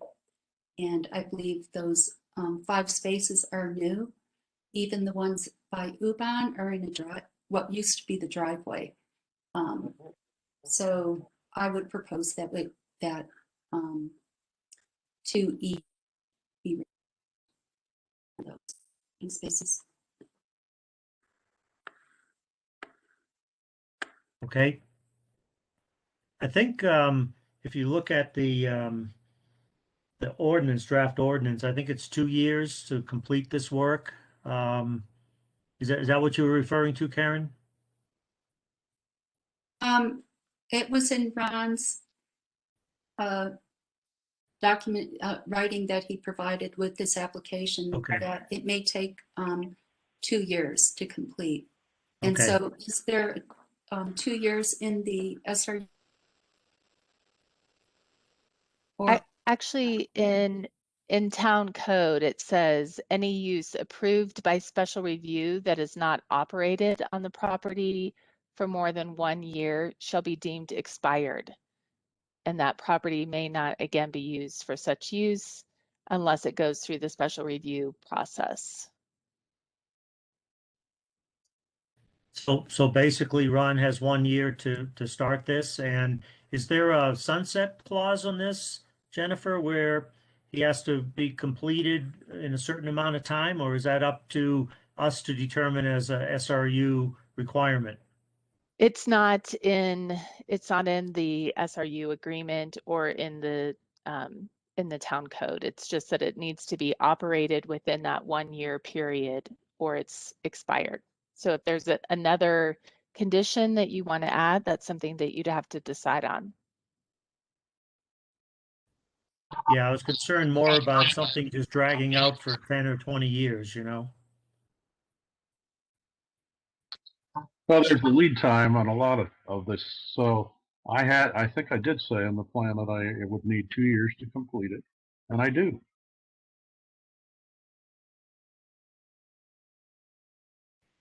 Right. And my concern was that if you couldn't get it done in 2 years, what happens? Well, I guess we just go back to free parking, but that's not going to happen. It is going to happen in stages, though. You can't just do all of this infrastructure and work at once.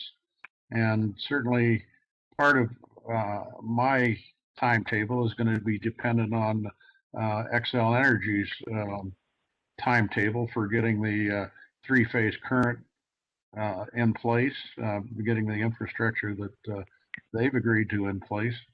But they can't do that until I've made a decision on the equipment. And you're asking me to come back to you with a much more delineated site plan for the parking of the 3-level parking structures, which I will do. So this is something that has to be done while parking is going on, while people are still shopping. It's not as if I could just kick everybody off and do it all at once.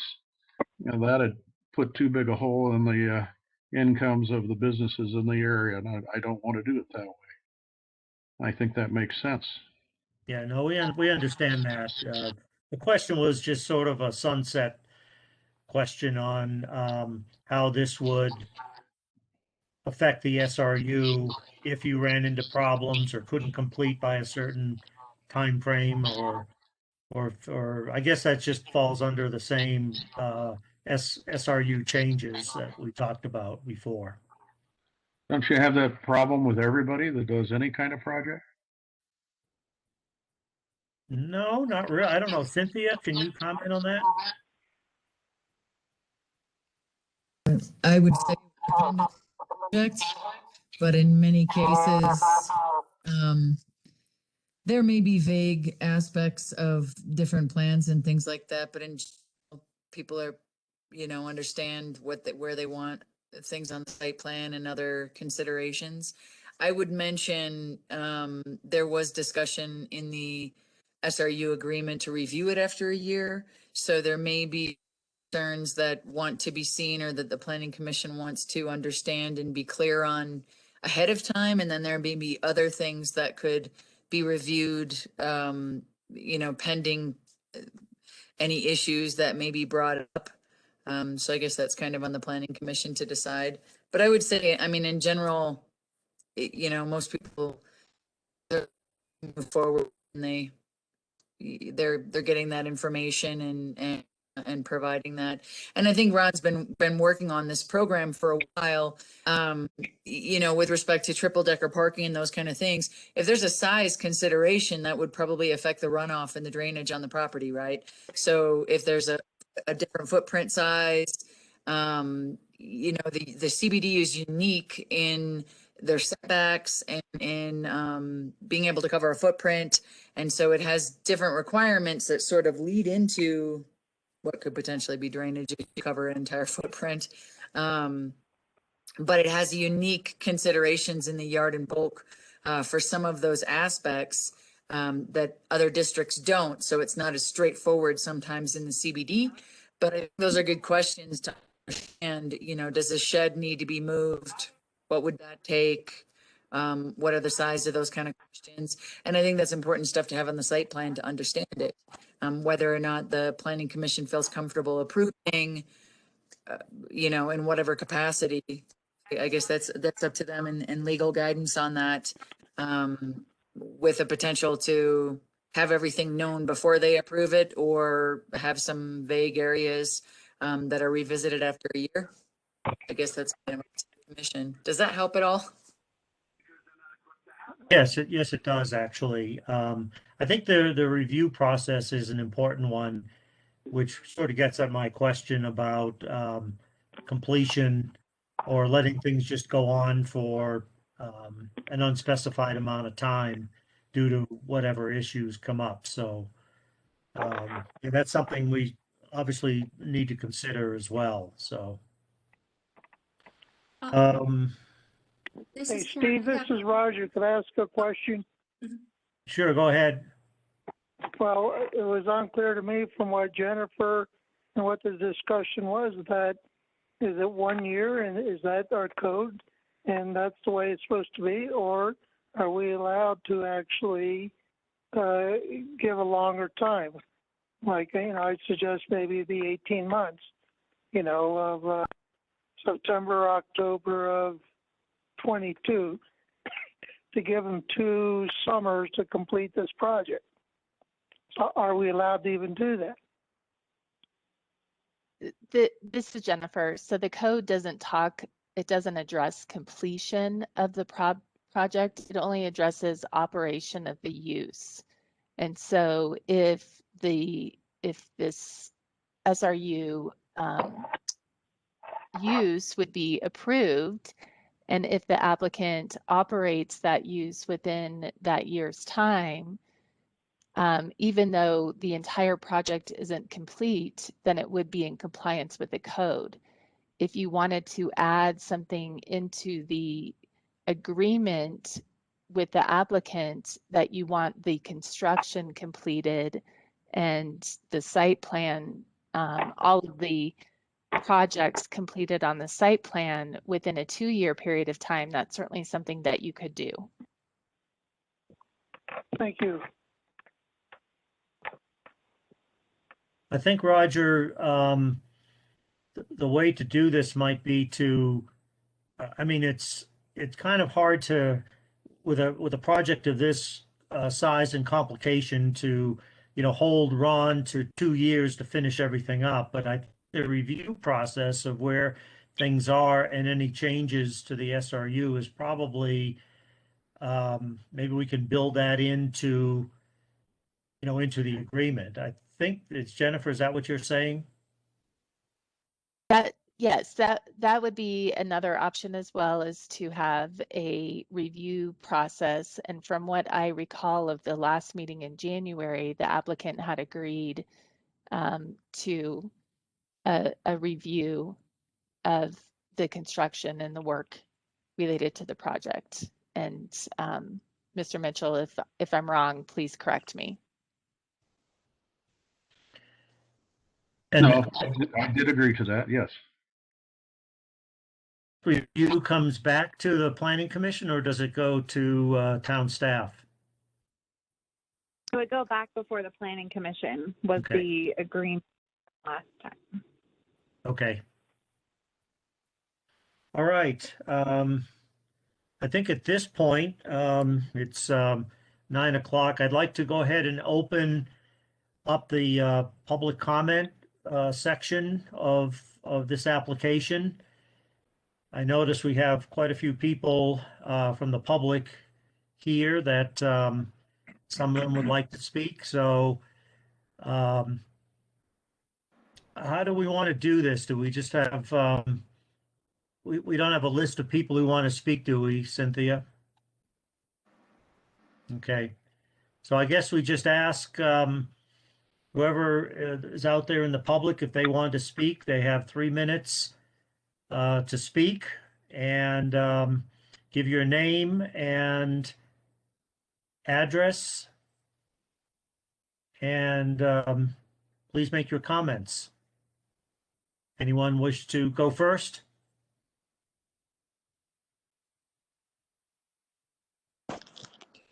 I'll go first and this is Lee Stadell. I'm a resident of Nederland. I live at 3 North Sundown Trail. I had a lot of comments, but we've already talked about a lot of them, so I'll limit my comments to one thing. I think that it's important for everybody to realize that the parking plan here that we've got, as it moves forward and as this starts to actually work, that any changes that need to be made for safety or for any other reason, if things don't work, that's a good thing. We want this to be safe, and we want it to work. And Ron wants it to work, I think, as much as anybody. I'll give an example. The city of Boulder tried 3 different parking plans on University Avenue between Broadway and 9th. I don't know if any of you remember it. They had cars parking kind of in the middle of the road with the bike lane right up next to the curb for a period of months. And now we're back to the original parking plan. So, I mean, I'm a little concerned that with any little change that this has to come back to the planning commission. And the reason I'm concerned about that is that, I mean, there's going to be things that come up that just make sense to do. And I think that the planning commission should have confidence in the town staff to be able to deal with that. And if they don't have confidence in the town staff, what does that say about our town staff? I have confidence in the town staff, and I'm wondering how much confidence the planning commission has. So I don't know. I think that planning commission should stick to planning and not become an oversight commission. I just, that's pretty much where I'm at. Everything else has pretty much been discussed in depth. Thank you. Okay, thanks, Lee. Anyone else out there want to speak?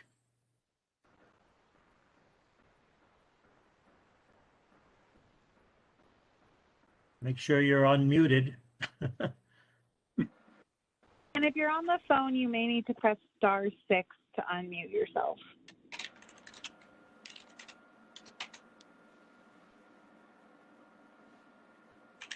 Okay, anyone? Okay, having heard nothing from others, I'll go ahead and before I close the the public hearing, Ron, you have the ability to rebut or to reply back to any of the public comment, which essentially is Lee's comment. But you're probably okay with that. Yes, I am. Thank you. Okay. All right, I'll close the public comment and we'll move back to discussion amongst the planning commission members. So I think what I'm going to do now is we'll just go around member by member. We've heard a lot of your comments on the individual items. I think part of the issue that is in front of us is to sort of revolves around the triple decker parking and whether or not we want to continue the continue this issue, the public hearing to deal with that, or if there are any other issues that you still feel that need to be addressed, or we can also decide whether or not the triple decker parking should be considered separately, like it was brought up during the earlier discussion, or any other issues. So with that, yes. It's Miranda. So before you kind of move into this final discussion, I do want to bring up that Commissioner Cornell will not be able to vote because he missed the part of the public hearing being the January meeting. He is already aware of that, but I just wanted to state it for the record. Okay. Okay, thank you. Miranda, can I ask a question? Yes, of course. Am I allowed to comment? I have. Please comment. Yeah, I know we're ending towards like the final comment, so I'd like Attorney Madsen to weigh in on that.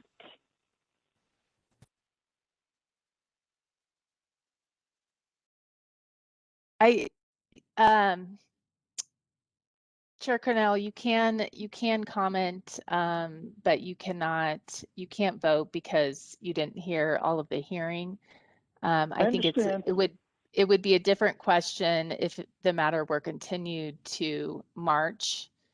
And if you listen to the January I'm fine with that. Jennifer, I'm fine. My question really was whether or not I could actually make a statement as we go around here. So I'm fine. If I can make a statement, at least express my opinion, then that I understand. That's great. Okay. Okay, that makes sense. All right.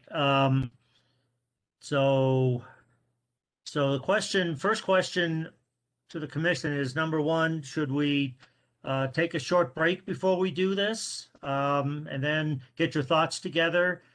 Do anything, take a quick break and then come back, or should we just continue? I have one quick question on Roger.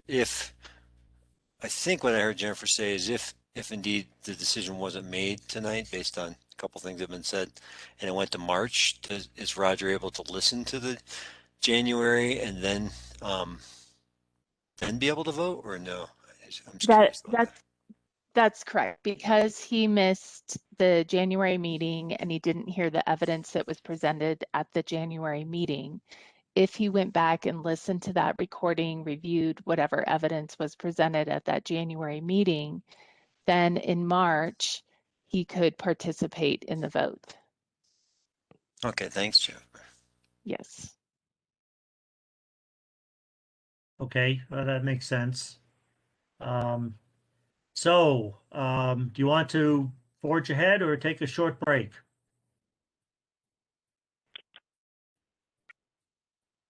Short break. Short break. Short Okay. break. Yeah, I could All use right. a break. Yeah, good idea. So let's take a 5-minute break or so and get back here at about 9:15 or so. Is that will that work for everybody? Yes. Yes. Okay. Thank you. We'll see you shortly. And Cynthia, the recording is still on. Is that correct? So everybody keep that in mind. Or hit your mute button. All right, thank you. We'll see you shortly.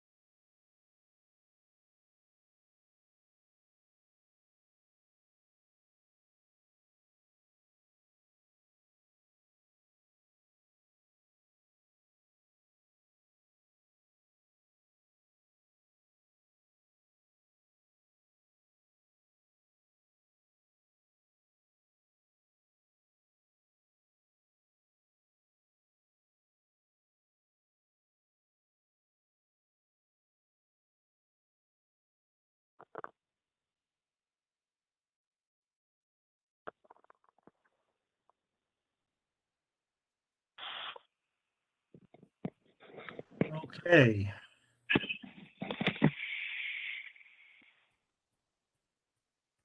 Guess we'll give it another minute or so, and then hopefully everyone is back. So it looks like we've got about a little over 2 inches of snow here in Ned. What's it look like up in Ward?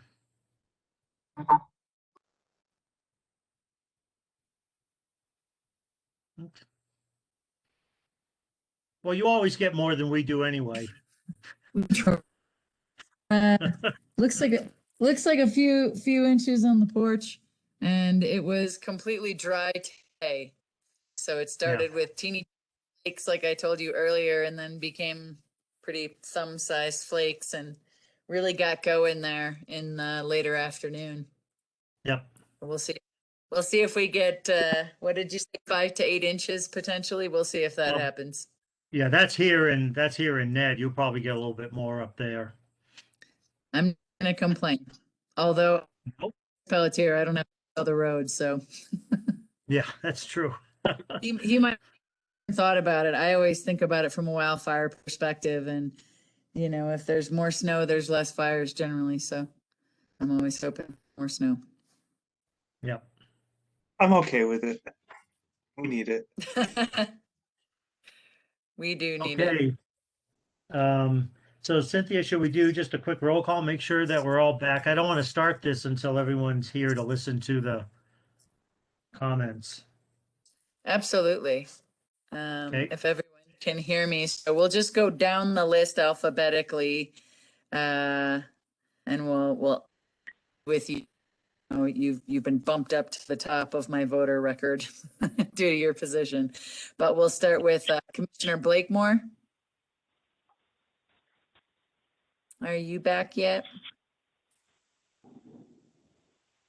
Keep cruising along here.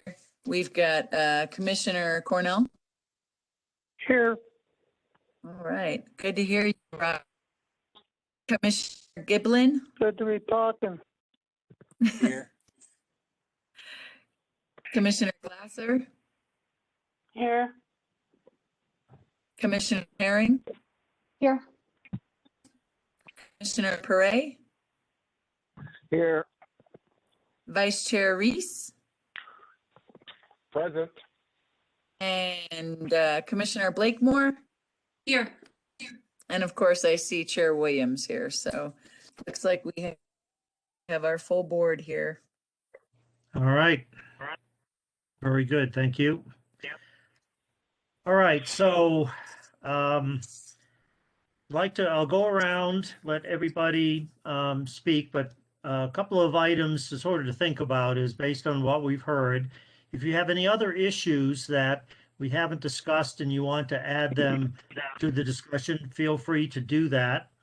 We've heard option to continue. I'd like to get your opinion on whether you think that we should do that. And if we do, if there's any other information other than the triple decker parking that we talked about, if there's some other issues that you're still not comfortable with and you'd like to see addressed by the applicant, please bring those up also at the same time.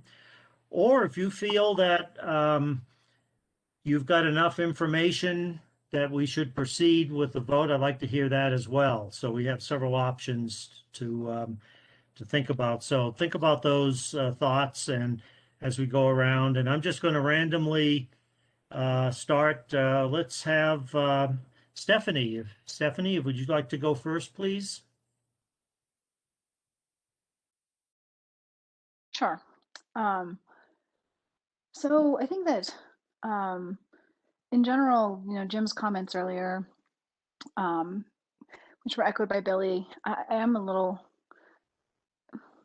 I'm a little still struggling with what the double versus triple decker, whether those are going to, and then also, of course, what Cynthia mentioned about there actually is an allowable height limit, and confirming that all those things can kind of fall into place is definitely on my mind, just to make sure that we approve something that's actually within code, right? And that, and as a concept, I guess from an engineering perspective, I think that they can probably be engineered to withstand the conditions up here, and there's processes in place to make sure that happens. It's just hard to approve something when it's not, I don't fully have clarity as to what it is we are or are not approving. And so I do think that if there's the rest of the package, I think is has all the different issues have been addressed since what we discussed in January. So for me, that's still the major outstanding issue.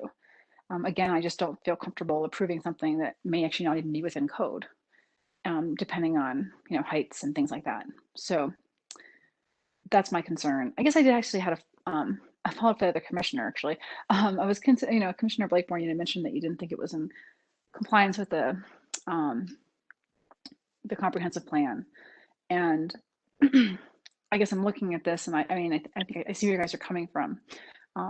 I'm curious though if there's anything that we can, is it sort of the general idea of just having the parking in this particular location, or is there something else that could be done to the way the parking is laid out, or the density or things like that, that would, in your mind, bring it in alignment with the comprehensive plan?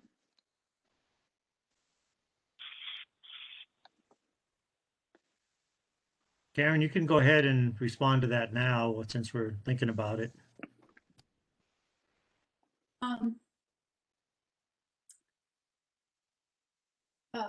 Yeah, I don't know what could be done within this plan, because it's really the location of the parking that is inconsistent, and it doesn't move it towards the revitalizing the downtown area. Maybe kind of delays that as well. So I was going to say something else about it. Oh, I would like to see us add parking lots and garages to the zoning code, to say exactly where they can be located and if a special review is needed. Now, we wouldn't want them in residential areas, I don't think. And then maybe the core of the downtown, we don't, but I know that's a separate issue from what we're talking about today. But I just think that what the community this is not what the community wants. If I look at the comprehensive plan reflecting what the community desires. And that plan was updated in 2013, so it's probably good for a few more years. So yeah, I'll think about it some more, Stephanie, but tonight, no, I don't think there's anything that could be done. Okay, thanks. That's all I have right now. Okay. So, well, since Karen, since you just spoke, would you want to expand your comments to any other items? Sure. Still have some concerns about safety and aesthetics. I'm not going to object to the back-end parking, although I think there are many people who haven't developed the skills for back-end parking, and I'm one of them. However, there is already an instance of a large lot in town that requires back-end parking, and that's the Caribou Room. And I haven't heard that they've had any problems with that. And this is on private land. So the safety issues are along with the triple-decker parking, and also with the cars that are parked back to back. My concern is that when people need to get their car, they're not going to be able to get it, and they may need to get it for an emergency.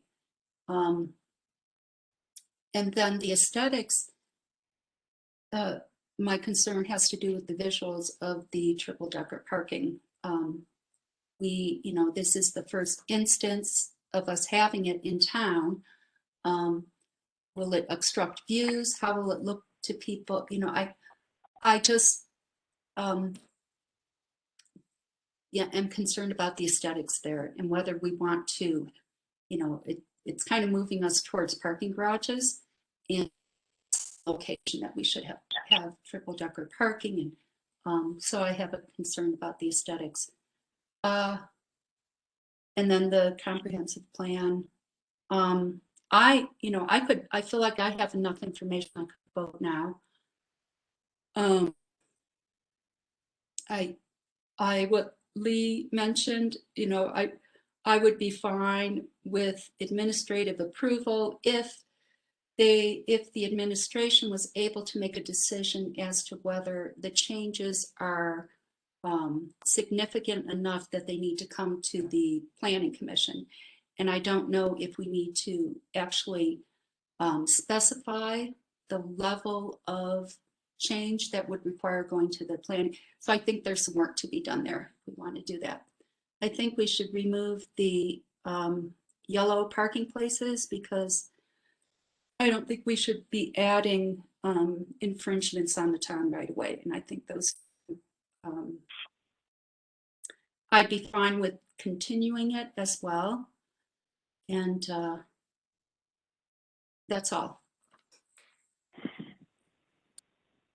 Okay, thank you. So if we do vote to continue, then you'd like to see, obviously, some more detail on the triple decker parking.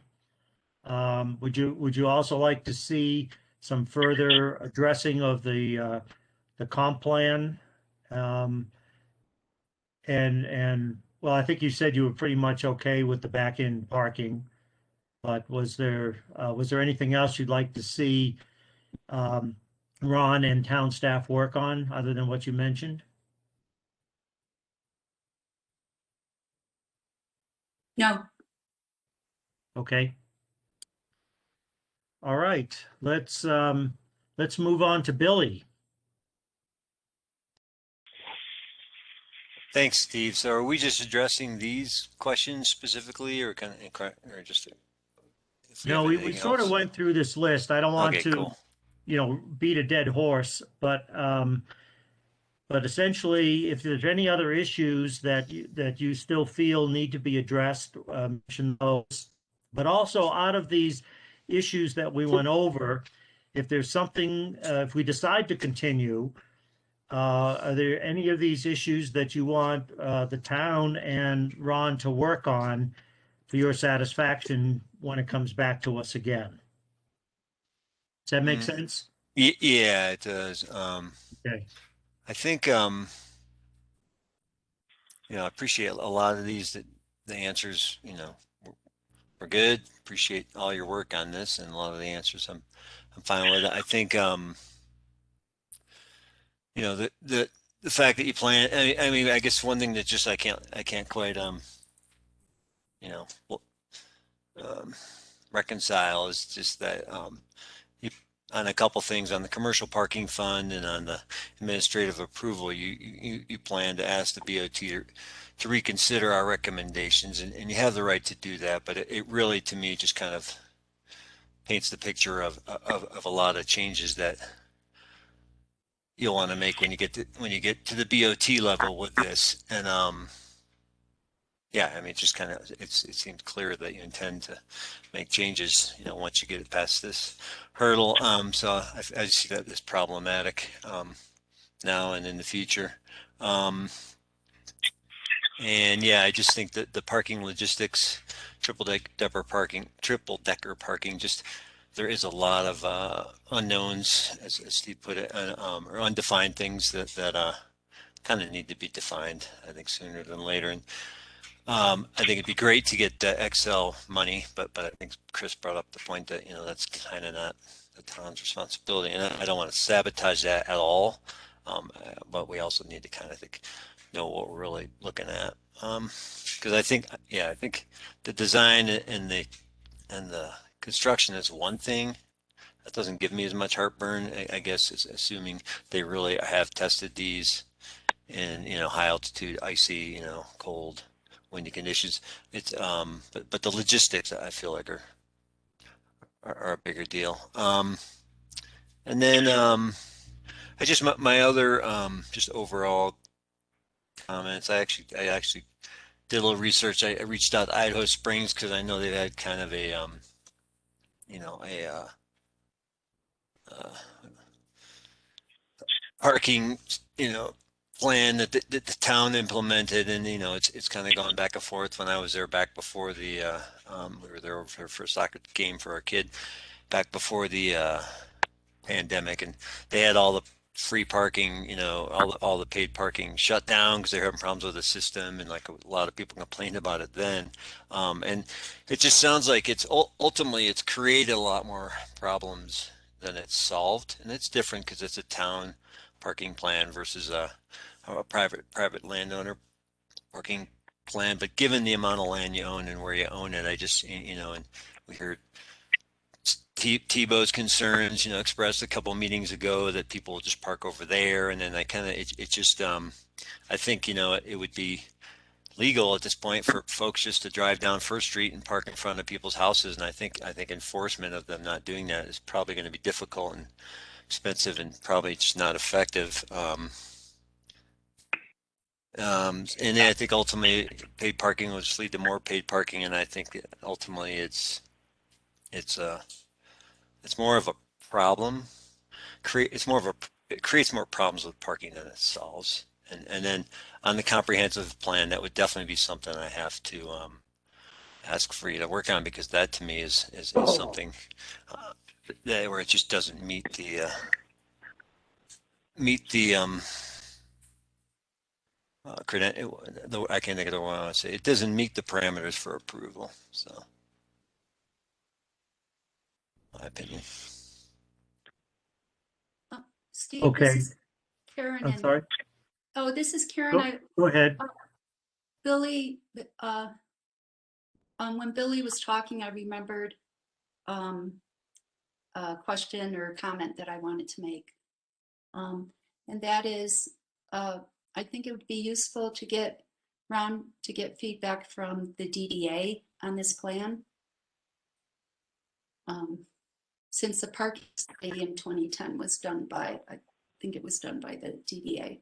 So they might have some input for him on that. Yeah, that's a good point. I actually had that on my list I was going to bring up, but thank you, Karen, for bringing that up, because,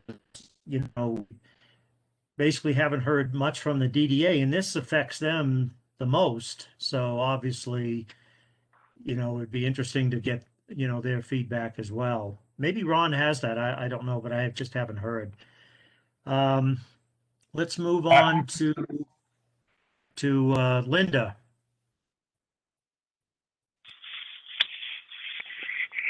Hello. I still have some concerns with the triple decker parking because of the aesthetics of it, and we want to definitely follow code on this since we don't have anything to compare this with in town. So I really want more information on that and more detail on that.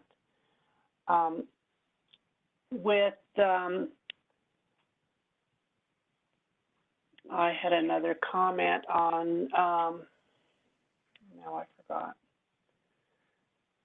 Oh, with the site changes, I feel it's important that the Planning Commission have some input on the changes. I know that staff is very capable of doing a lot of this work, but if things are important where they're going to make a huge effect on the detail, I think the Planning Commission needs to be involved in this because it will definitely affect the downtown. And I think that's all I have. The rest of my comments, everyone has pretty much covered. Okay. So are you comfortable with continuing? And if you are, besides the triple decker parking, is there issues that you feel still need some work? I just think the site changes. We need to figure out Right. At what point does it go back to the Planning Commission? What point does it go to staff? Okay. All right. Thank you, Linda. Yes. Roger, are you still here? I'm still here. Can you talk? Yeah, just give me 1 sec. Okay. I'm laying here very comfortably. My comments are, I'll just keep it brief. I can't vote. I guess I guess I'm becoming one of the old veteran geezers around Nederland, but I think what's making this so difficult is that I feel that going down to the town, do business, a restaurant, I should be able to pull in and park. It should be simple. It should be straightforward. And I'm going to enjoy myself at a restaurant or to purchase things, do some shopping. I don't need to be jumping through a bunch of hoops. So I actually feel where we've gotten off here is that, and Ron, I want to say thank you very much for trying. You're always working. You're always trying to do, you're pushing the limits. So I understand that. But where I feel this becomes difficult is that I don't know what the exact number of all the business are and the required number that staff came up with. I know Cynthia and Ron worked on that almost a year ago. So there's X amount of number that should actually be customer parking. And I feel, as I said, they should be simple, direct, and straightforward and designated for shoppers of those businesses to shop. Now, where we've gone off is that all the extras, the stacked parking, the paid parking, the parking kiosk, and the parking, I'm trying to think of valet, all these other ideas. If Ron, after you have the designated parking area and you are going to have another portion, whether it be along 2nd Street, wherever, even, the idea, we even talked about it, it's off, but it's not actually all that far-fetched about the 100 East 1st Street. But no matter where it is, after you have the designated spots, to actually have a parking area that you want to use as a paid parking lot business and go to special review to do all these things that we've been struggling with for several meetings and certainly again tonight. So that's where I feel the special review needs to be totally separate from the parking area that is supposed to be designated for the businesses. And for me, that's where the difficulty is. We're trying to do multi decisions on all these issues, and we're not getting, we can't get all the answers. And if it was just the idea that, hey, here's a small lot, here's whatever it might be, and here we're doing the elevated parking structures, and we could review that, then we can do that. But to take this entire comprehensive composite vision, it's very, very difficult. And for me, that's where it's gone off. And the way I'm not going to vote on it, but I don't think this is the correct project at this time. It needs to be separated. That's pretty much it. So, Roger, are you saying that perhaps a way forward might be to do this in phases? In other words, maybe do it on a small lot and then maybe increase it as time goes on? Is that sort of what you're thinking? What I'm saying is, if whatever the staff came up with the number of parking spots that he is supposed to provide for the businesses that Ron's, buildings are in, those just need to be left alone.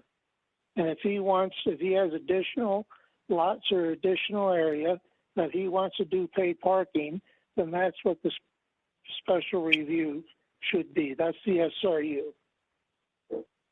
Otherwise, I should not have to go. I do not feel that the residents and that this community, that people are going to go down to shop at any one of those businesses, and that they should have to go through, find an attendant, having their vehicle put into one of those elevated contraptions.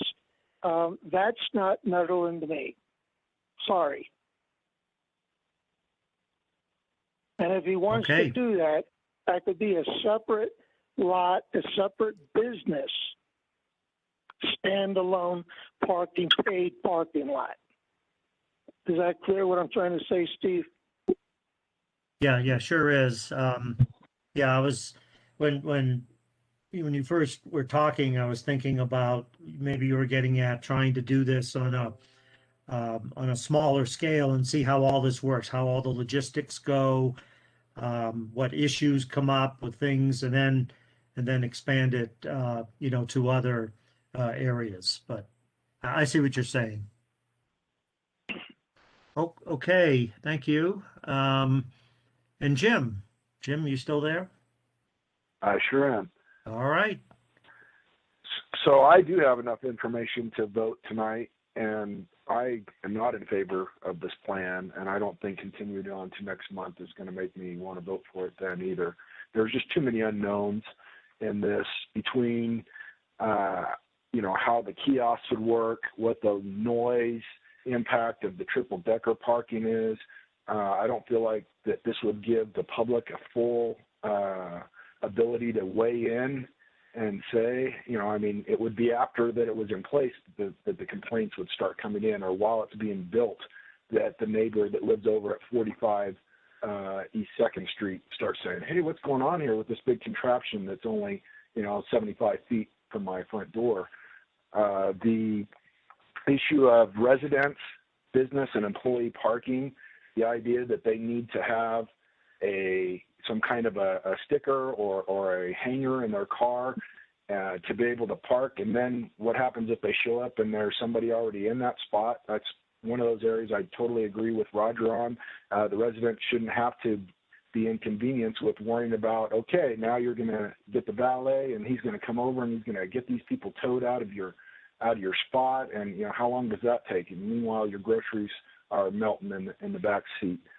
Employees, they come with their sticker, that says that they're allowed to park in these spots, but there's no parking available. Then what happens to them? Overall, and then a good point that was brought up was input from the DDA that I haven't heard any of, and I don't know if there has been some sought or not. But overall, there's just too many unknowns and questions. And if it was, up to me, like I said, right now, I have the ability to make a vote on this tonight. Thank you. Okay, thanks, Jim. So if I hear you correctly, you're saying that if Ron, if we were to continue, Ron could not come back with enough information to satisfy you.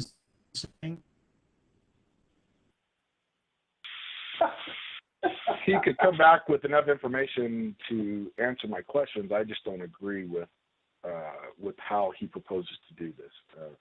So I would try and save him the time of having to go spend more architecture time and all that he wants to do. I don't want him to keep throwing good money after bad on something that I don't think is very feasible right now as this plan's being presented.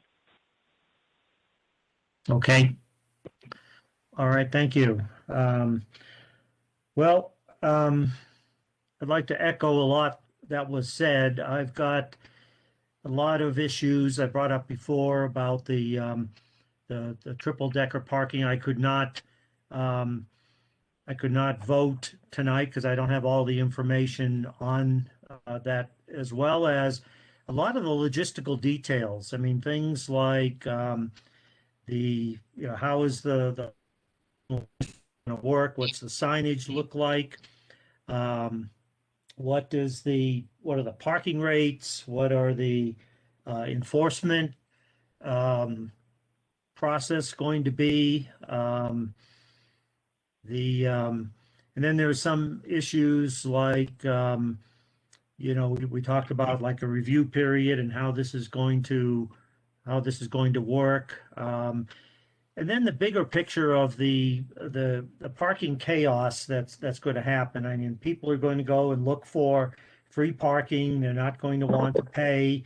And so that's going to put a strain on the residential area. It's going to put a strain on other parking, such as the, Tebow's lot and so forth. So, when you have a mix of free parking and paid parking, it's I don't know. You're just asking for problems.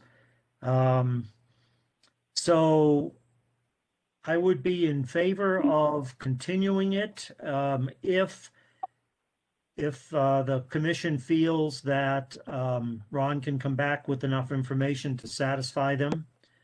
And I think we'll go around and just take a vote whether we should continue it or not. And if we feel we want to continue, we'll send Ron off with his marching orders. If not, then, and if you feel that we have enough information to vote one way or the other tonight, we should do that. Jim's comment that, we don't want to inconvenience Ron or have him spend any more effort than is necessary to make up your minds. So, Hey, Steve. Williams, yes. I think we didn't hear from Commissioner Perret. So I I'm think he sorry. did in that last round. Am I correct on that? Yeah, you are. I'm sorry, Chris. Okay, so I'm essentially done. You go ahead, Chris.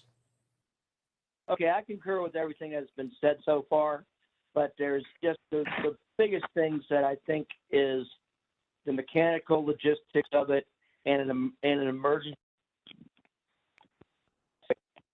What do you do? We don't have any ideas of how the entire lot will work in an emergency situation. To add what hasn't been said already, I think that we should, if everybody's comfortable with how they're going to vote tonight, we could vote on it. But due to the fact that we don't have the information on the parking structure, I don't think we can.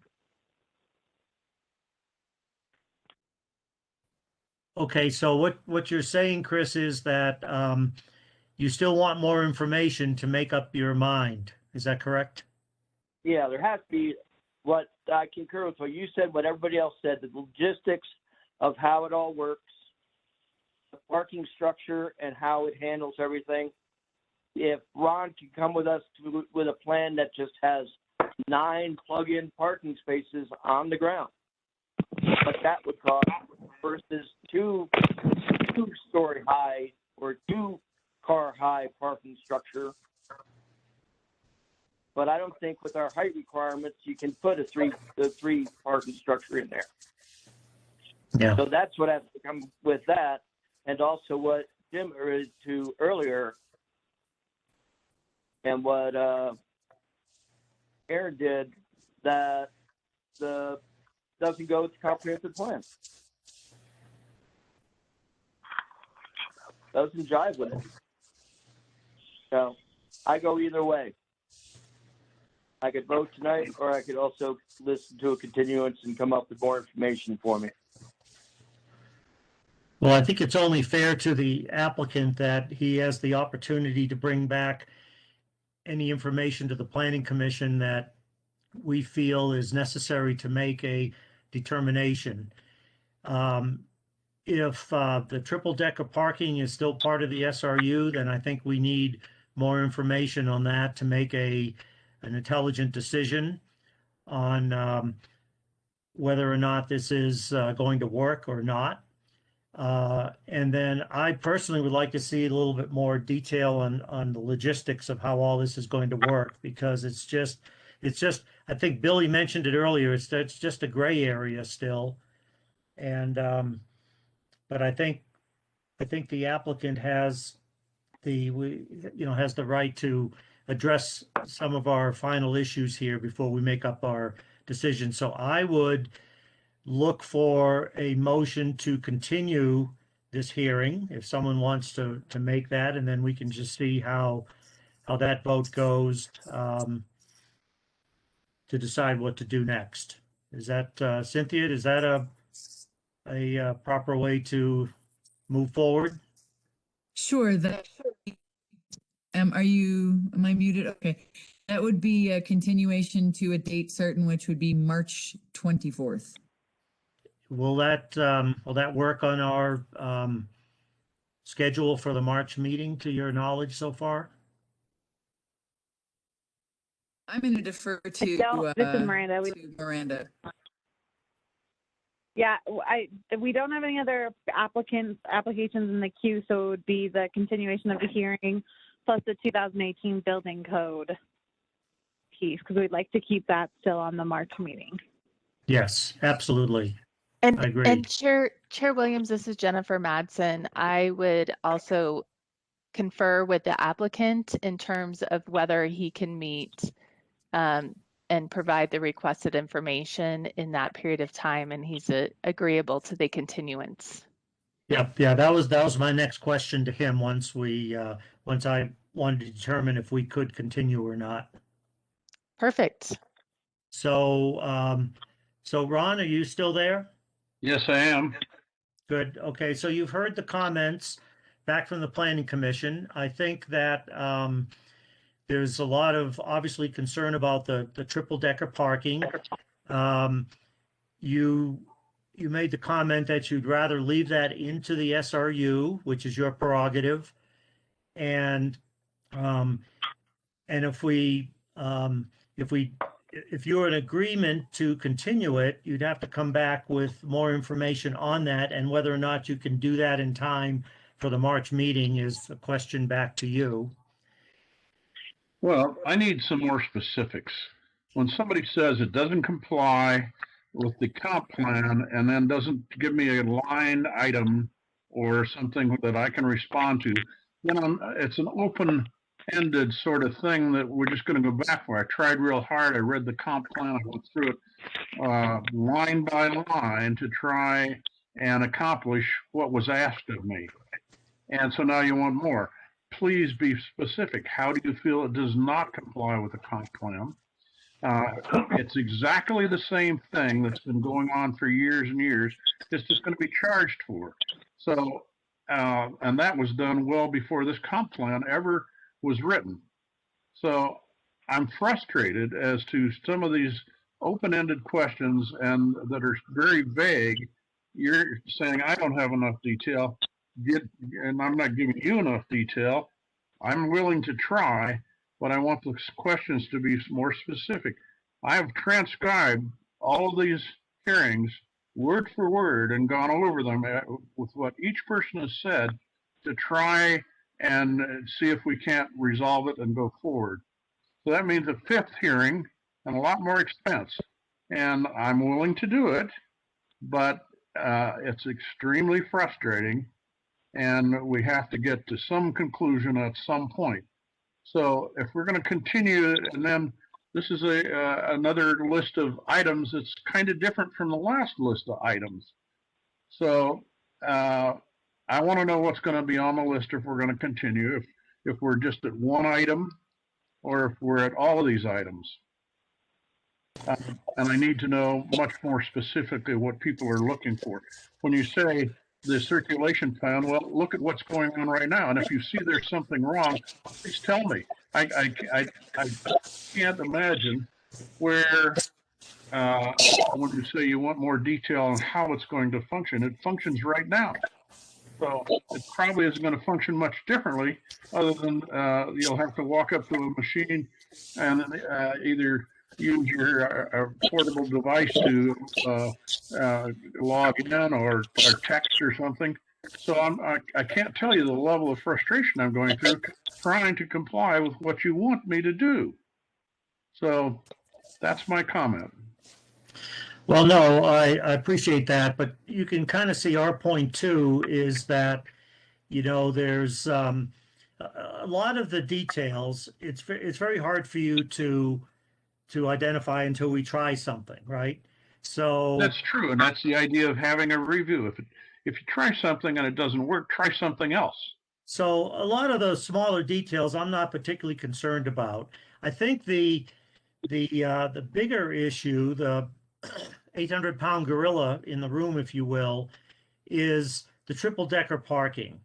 And I think there's a lot of concern from the commission members about, we don't have enough detail to really understand how this is going to work for Nederland. What is it going to look like? How many are you going to have? What kind of infrastructure is needed? And I think that unfortunately is a stopper unless you decide that maybe it makes sense to treat that as a separate item, pull it out of the SRU, and then the rest of the issues, with perhaps some disagreement over the comprehensive plan, that maybe these other things can be worked out as part of the implementation.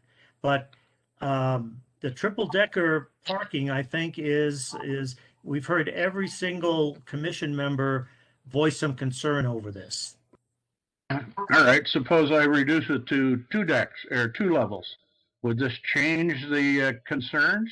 Is it, I really, I understand, okay, the height limit, I can live with that. A couple of feet, I didn't even check the records, but I'm pretty sure I could live with a 2-foot or meet the 20-foot height limit. But certainly you could with 2 levels. The idea is to provide charging space for electric cars. That takes time. Those folks aren't going to stay an hour or 2 hours. Minimum electric charge is going to be 3 hours. And it takes a valuable customer space to do that. I think there's a lot of interest on the BOT to switch to electric.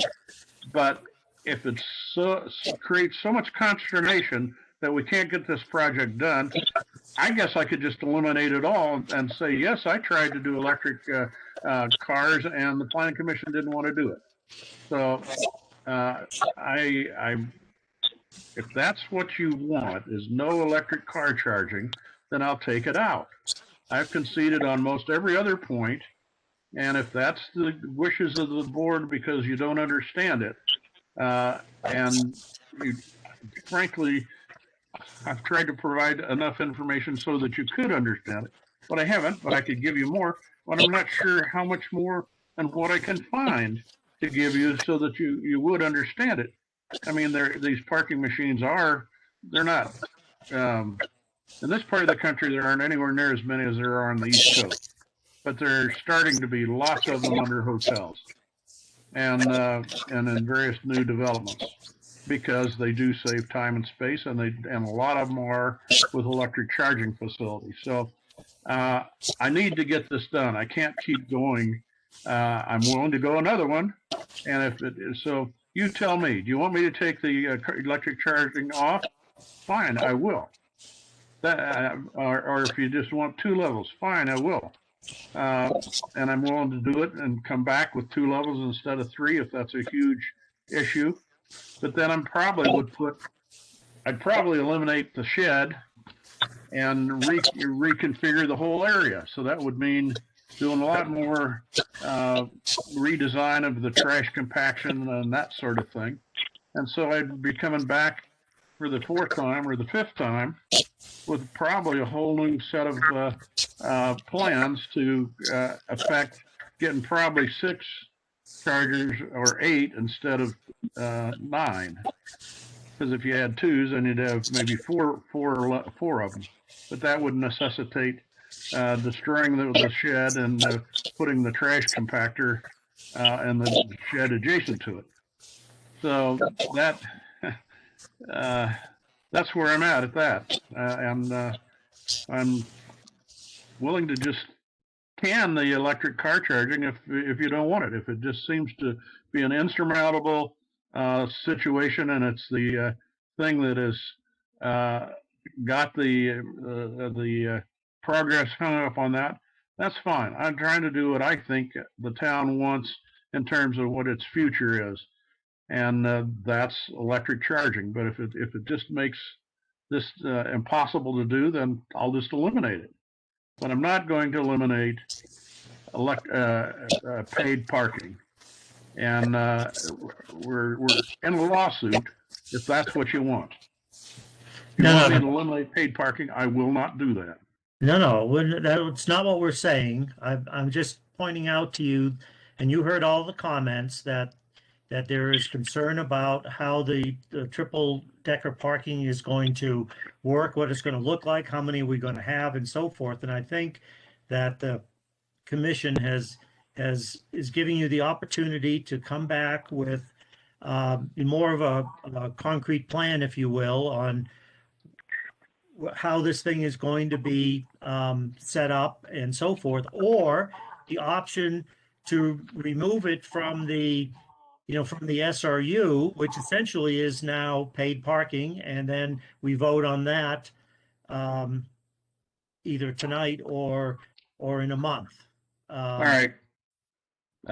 I'll remove it all right now. It's out. Okay. So is there, and then you heard some of the other comments then from well, there was one comment about, can you still do electric charging without having a double or triple decker parking? No, it's not economical. It's not going to fit the number of cars that would come to apply for it. It won't work. You have to have at least 6, I would say. And it's the same amount of expense for XL to put the infrastructure in for 3 along the horizontal as 9 above. It's not practical, and I don't want to do it. I'll just I love the idea, but it's hung up this thing for such a period of time. I just say eliminate it, and then we don't have to have any questions about it. I want to do it, but I don't want us to just keep going and going and going and have a new set of bullet points every time I come up that's different from the last time. Okay, no, I appreciate that, and so I guess at this point, then we could go ahead and take a vote on the SRU without the triple decker parking, and I think there was a few other things removed, like the First Street. Let's see, where is it? Yeah, 100 East First Street is out. And then I think was there anything else, Cynthia, that's been removed? If you look quickly at your notes. So we removed 100 East First Street, and then I guess the only other changes, it's Miranda, the only other changes were just additions to the site plan. Like the applicant showed he was complying with residential parking on his site plan. We've got the swale, and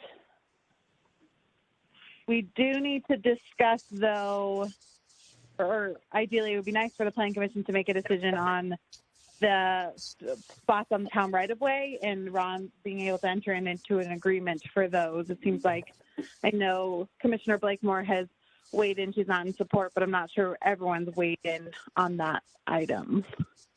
I'm sorry, which item was that? The applicant being able to enter into an agreement with town to use the spaces on town right-of-way for free, but that are then time limited. Okay. Does it make sense are there enough outstanding issues that can be resolved with the town and Ron on some of the smaller issues to allow for a continuation to next month, or Or do we think that we've done everything we can at this point to reach agreement? One question. I'm sorry. Is that Miranda? You can go. So one question I have is, the applicant has said that he would remove the triple decker parking from the site plan, but what does the site plan then look like without the triple decker parking? What's going to be there in place? I guess I'd want to make sure that it's clear to the planning commission as to what the request is to approve. That's a good point, and that's sort of what I was getting at was, is there more coordination needed between the town and the applicant to come up with the final plan, if you will, now that there's been so many changes? So that was really the crux of my question. There must be 3 parking spaces instead of 3 vertical parking spaces. That's all. Simple. Okay.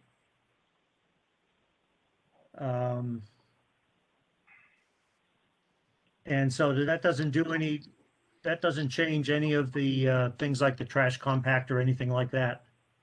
No, it stays. Okay. Where you have it. Yes. Okay.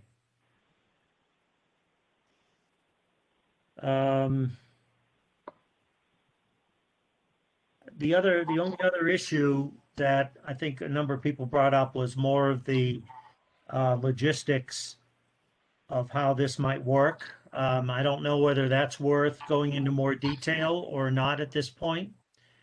It seemed like the planning commission was kind of split on that.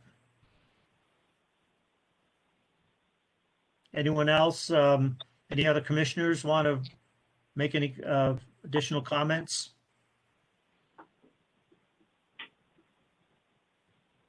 I mean, I think we're, if the. Make a motion to continue this to the next meeting. So we can work out with district, with staff, and with Ron. Right, but I want to before we do that, I want to make sure that Ron has enough direction so that he knows what to do prior to the next meeting, so it just doesn't keep getting strung out. Well, Chair Williams, I don't know if it's, so typically after these meetings, I do a recap for the applicant. And maybe Jennifer, you could clarify, is it possible for me to directly with the applicant and recap all the pieces that have been highlighted tonight? And then if there's any questions, I could follow directly back up with the commissioner who might be most appropriate. Like, for example, if there are more questions about the comprehensive plan, I could follow directly up with Commissioner Blakemore for further information. That might be a better use of time since there's so many components still. Right, exactly. Because you're a fucking idiot. Jennifer, is that possible to do that? Well, then you're potentially taking evidence or getting information to the planning commission members outside of the hearing, and potentially ex parte context. I mean, I feel confident that I can summarize this with the applicant. I don't think that's for Ron to make that determination based on all the information tonight. I think I have a good understanding of where we can work with him to improve his narrative and his application. But Ron, you can weigh in on that.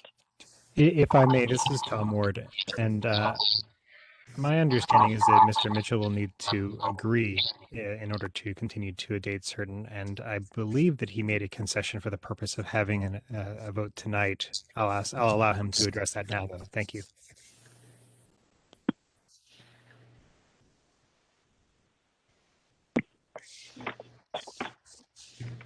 Ron, you're muted if you're. Yes, I got it. That Mr. Ward is correct. Correct in that you don't agree? I would like you to vote tonight. This was, I think that the details that have been brought forward, other than the triple-decker parking, could be worked out with the staff to pretty much a level that is agreeable to all of you. But I would like either vote it up or vote it down tonight. That's all right. I just can't go through any more of it. Okay, so Ron, you are aware though that if some of the commissioners still feel that they don't have all the information to vote, it may not, they may vote against this. And I'm not sure that that's really what you want.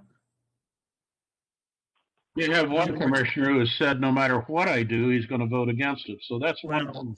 So I need more information specifically as to what they want then if you're going to continue so that I can give specific answers. But I'm really in a cloud here, and it just seems to drift on and on. So yes, I guess I'm ambivalent, obviously. I want to have a vote tonight, but I can't have a vote tonight because it appears that there's a unanimous vote against it. I've eliminated what seemed to me to be the biggest stumbling block. And if there's something else that surfaces next meeting, I've conceded a lot. And I want to find out exactly what these folks want. When you ask about a circulation plan, I just don't know how to do more than I have without trying something. And this parking is one of these things where you try something, and if it works, you get great, and if it doesn't, you do something else.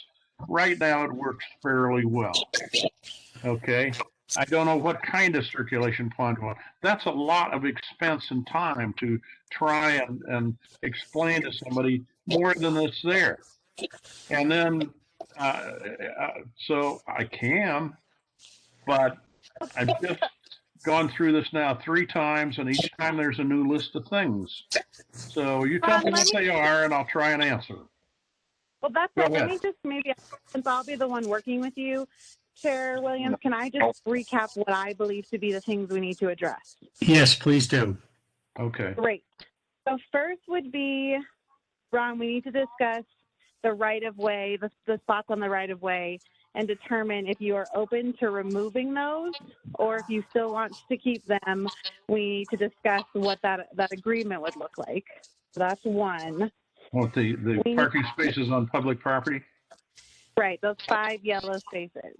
Okay. We need to discuss, so if you're going to just, are you still sticking with removing triple-decker parking altogether? Yes.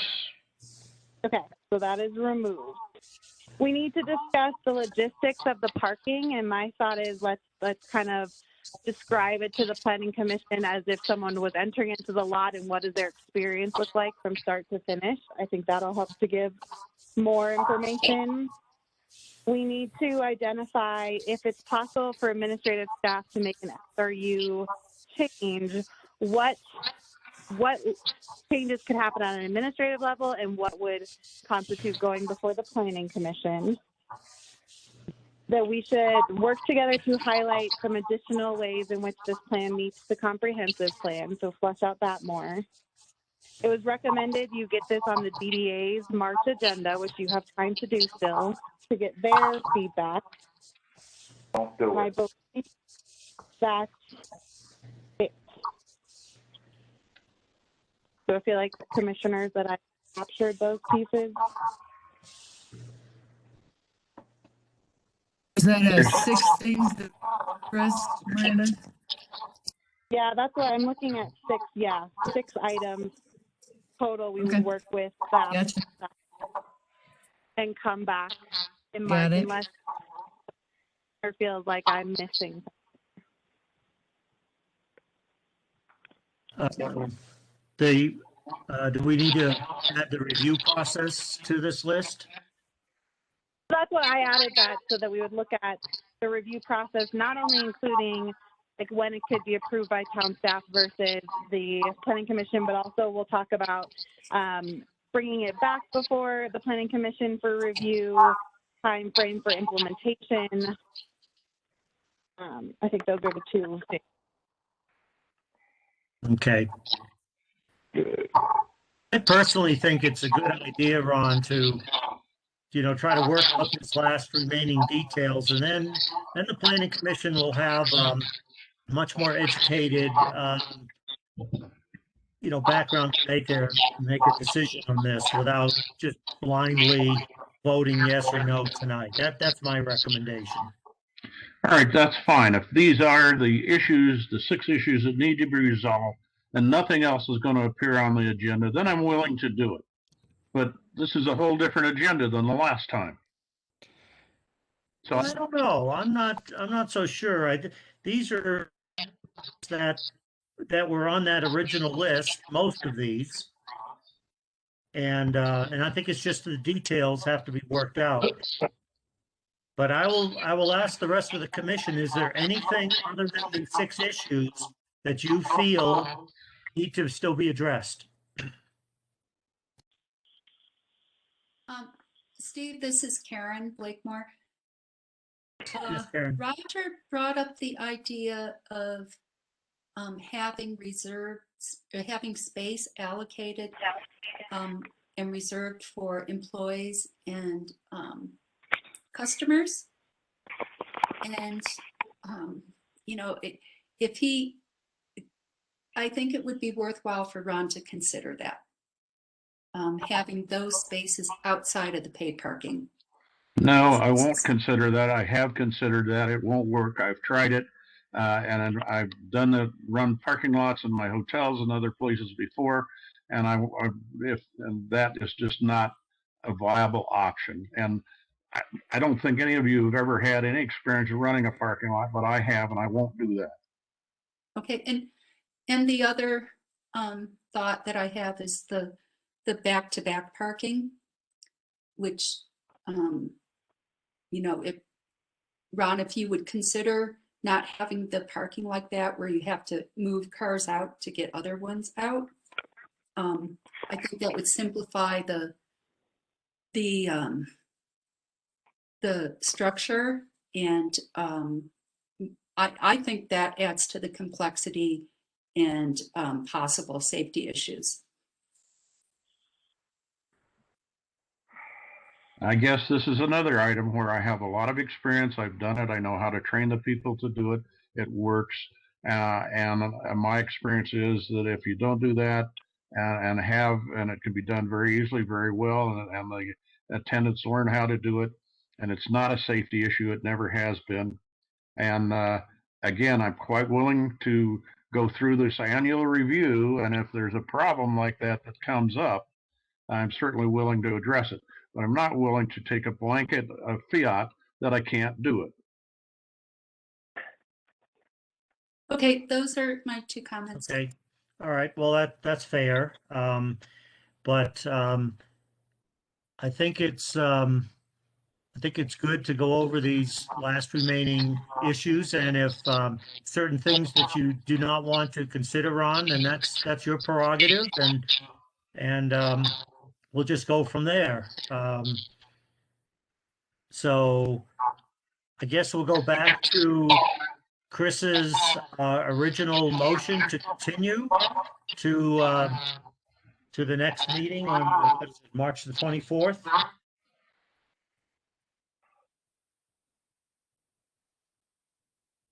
Is that, do we have a second?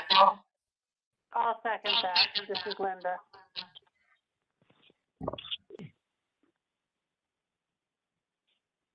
Okay, any other discussion?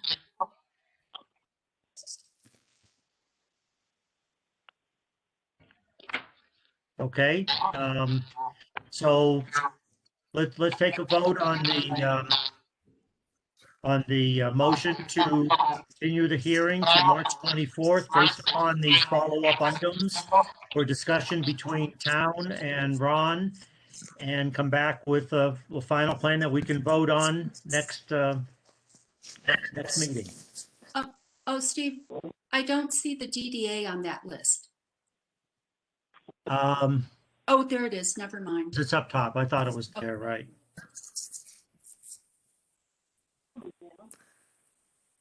Okie doke. Are we ready Yeah, for the you vote? You want to take the vote? You bet. You bet. We're gonna go backwards down the alphabet there. So we're gonna start with Vice Chair Reese. Motion to No. continue to 24th is the question. No, I got you. No. Commissioner. Was it Commissioner Perez? Sorry. Yes. And you want to continue or not to continue? That was Jim that said no, and then Chris is just saying yes now. Okay. So you do want to you're willing to continue, Commissioner Perez? Yes. Yes, on the things that were discussed. I got you. And, Okay. Miranda outlined. Gotcha. Perfect. Commissioner Herring? A vote on a motion to continue to March 24th. Yes. Okay. And Commissioner Glasser? Yes. Commissioner Giblin? Yes. Commissioner, we're not, Commissioner Cornell's not weighing in on this, but he could potentially in March if he listens back to the January meeting audio. So we'll go to Commissioner Blake. So Commissioner Cornell abstains? Yes. Yes. And then if he does listen back to the January audio, this being continued to March, then he could weigh in if he attends the March meeting. As Attorney Mattson had said earlier. We'll go on. Commissioner Blakemore, vote to continue to March 24th? No. And Chair Williams? Yes. Okay. Looks like motion passes with 5 in favor.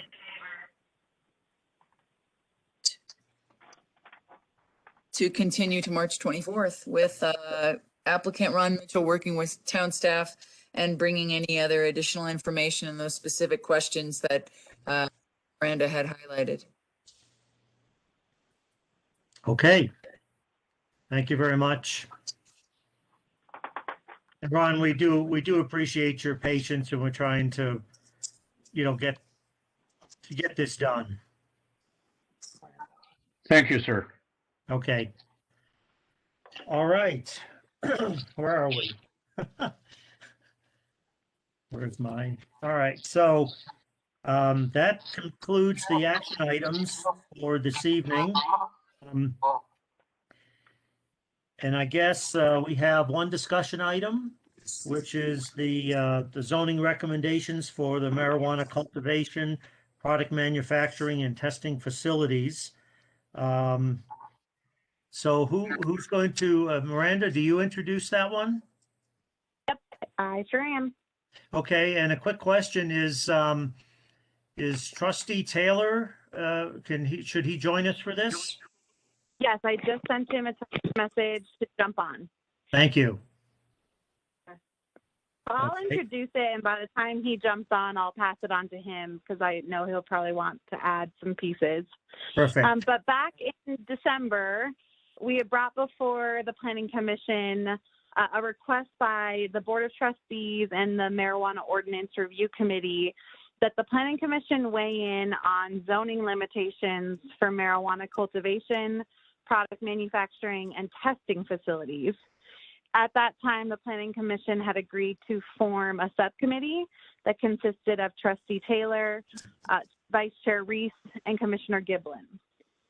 The subcommittees met 3 times over the last 2 months, and after a kind of a series of research and looking into what other municipalities have done, what we are proposing is kind of twofold in terms of limitations.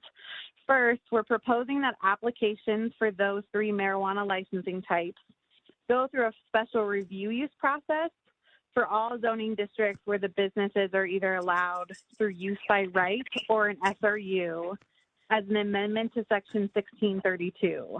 So in your packet, you'll see I indicated what the current zoning looks like and then what the change would be in terms of turning all the Ys to Rs, so that each of those application types requires a special review use. That would then allow the Planning Commission and the Board of Trustees to review and consider the requests for operation in those facilities. We're also recommending that there is a requirement of 500 feet between marijuana cultivation, product manufacturing, and testing.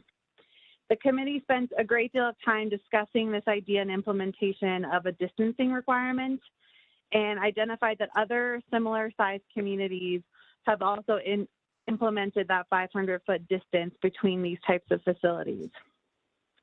In addition, the 500-foot spacing would allow for other businesses to operate between those marijuana establishments under the current yard and bulk requirements for the different zones.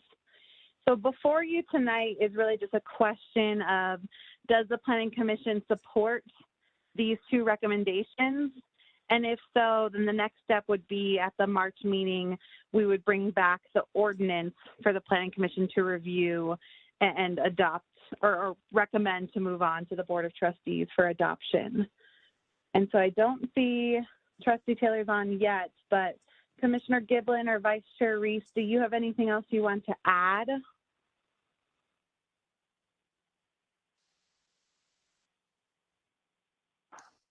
This is Jim Reese. So I will say that the main reason that we made the recommendations when, would you guys roll down to where it has the zoning use by right? So if you see the first page there, basically there was a lot of areas where these businesses were allowed use by right in different zones. And my biggest concern was that this is a pretty specialized, sensitive type business, that it would be good to get the neighbors' input and have public input before it went in. And so my main reason, and I thought that was basically the committee's reason for changing all of those that were used by right to special review, was so that we had an opportunity to look at this and to get public comment for something before it popped up next to somebody's business or home, and then they started asking questions and making complaint to town hall. So, and the 500-foot distance, if you go down farther in the packet, they did some great research that showed, different communities, what they are currently using. And there was a complicated formula that Trustee Taylor talked about, but basically we decided to go with the KISS principle, keep it simple soldier. And, Central City had a similar distance, and we felt like that was a distance that we could fall back on as justification for distance between businesses. Thank you. And so, Trustee Taylor, welcome. I just introduced item, and Vice Chair Reese gave a little bit more information about why the committee made the decisions they made. I don't know if there's anything else you'd like to add now that you're with us. Yes, I heard it. I brought up math, and then Jim corrected me. So, okay, no math. I gave in. 500 feet seems a reasonable number to me, and a special review also seems reasonable. And I'm throughout the discussions, I found myself wondering if we wouldn't be wise to look at other potential industrial installations to be considered for special review use, but that's not part of this discussion. So I don't want to distract us with that. But yeah, we looked at the marijuana, industrial marijuana, and considered, there could be various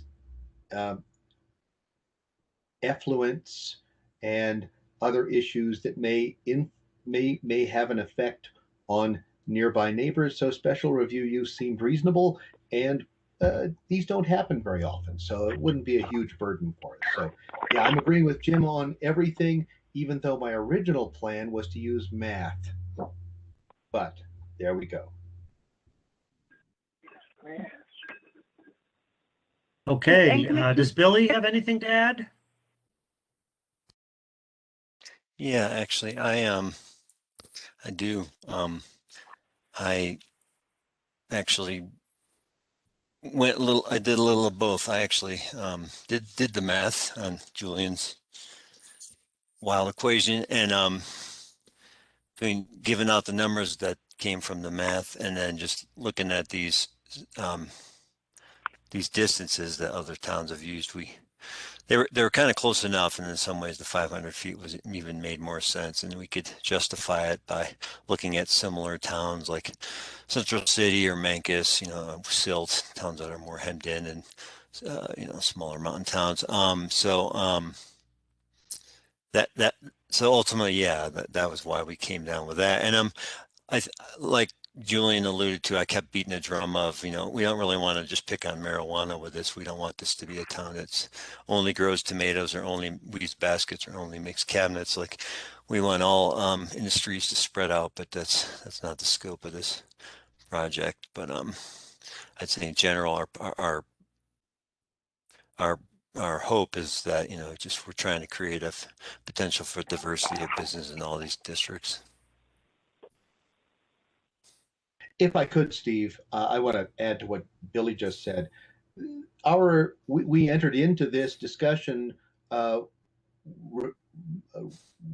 reminding ourselves that we are not, we have no problem with marijuana industry. Marijuana and Nederland have had a nice, long, friendly relationship.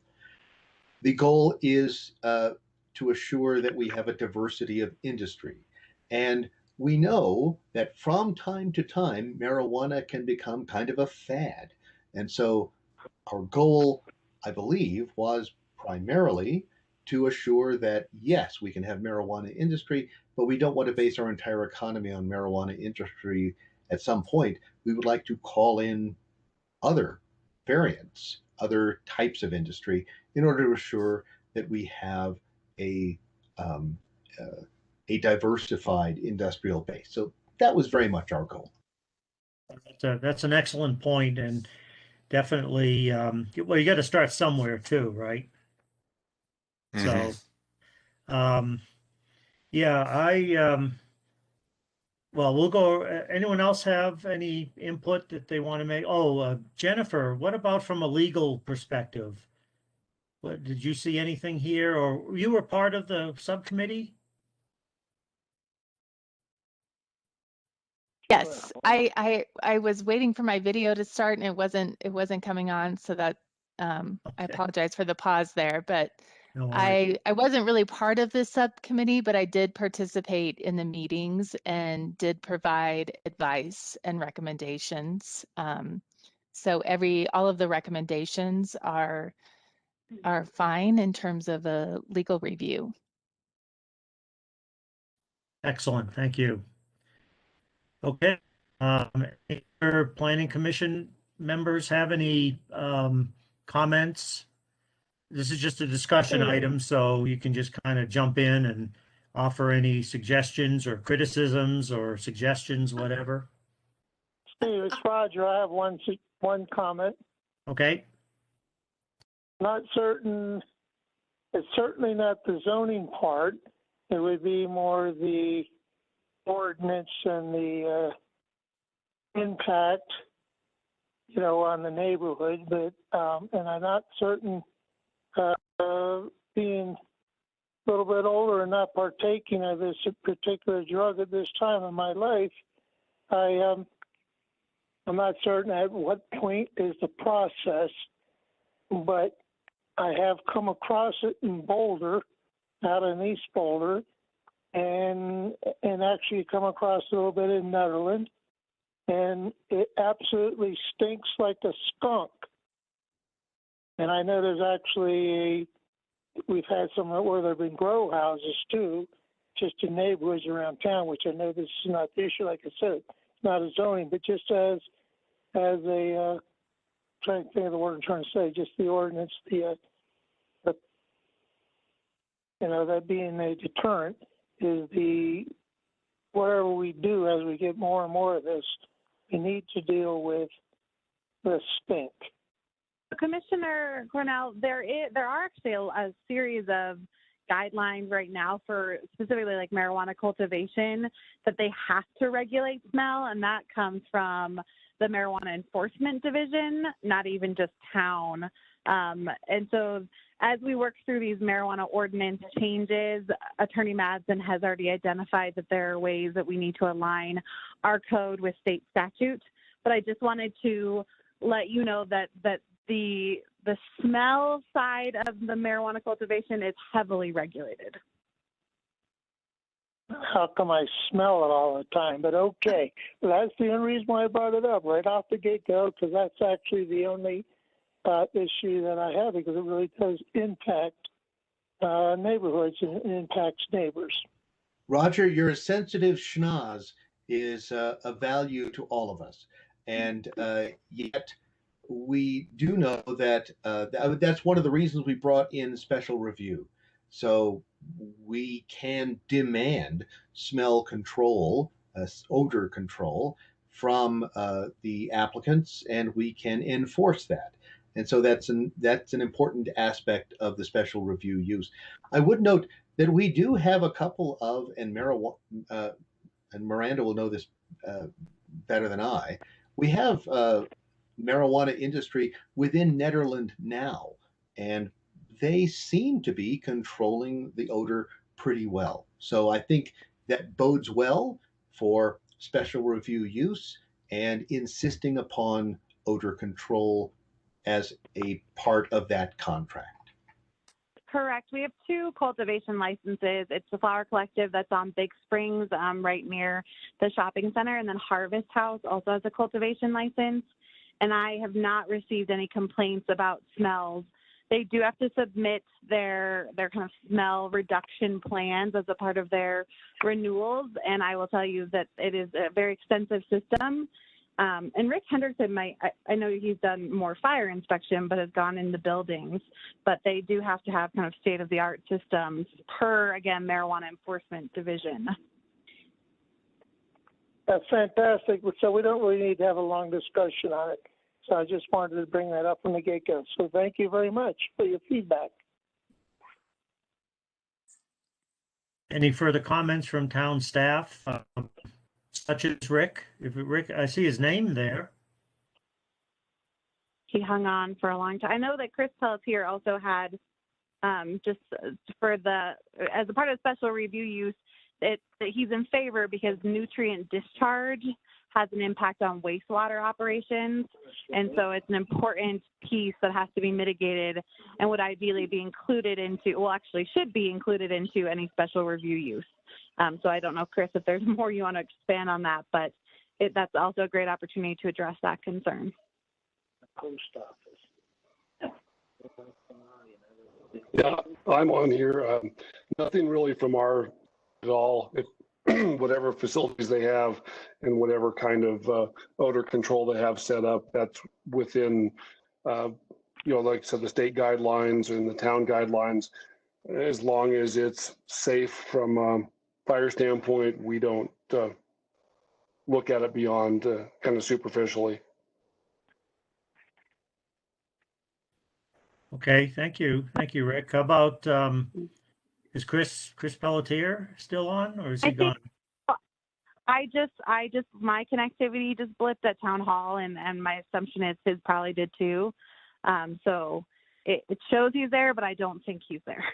Okay, all right, that's fine. Any other comments? I mean, I think it's great work. Thank you guys for doing all that, and I particularly like the special review use and all of the homework that you did. So, I mean, I would be in favor of seeing a draft ordinance. I second. Anybody else? I want to thank everyone for all their input on this, for the special review on this, I had the same feeling that Roger stated about the odor, and if there was a regulation on the restrictions of on that. So I appreciate that question was answered, and also with the special review that it's not only for the marijuana production and the facilities, but it includes other businesses as well, which I think is important to address at this time. Stephen, if I may, I would like to note that we have not addressed any industry other than marijuana. However, I just want to make sure that's clear.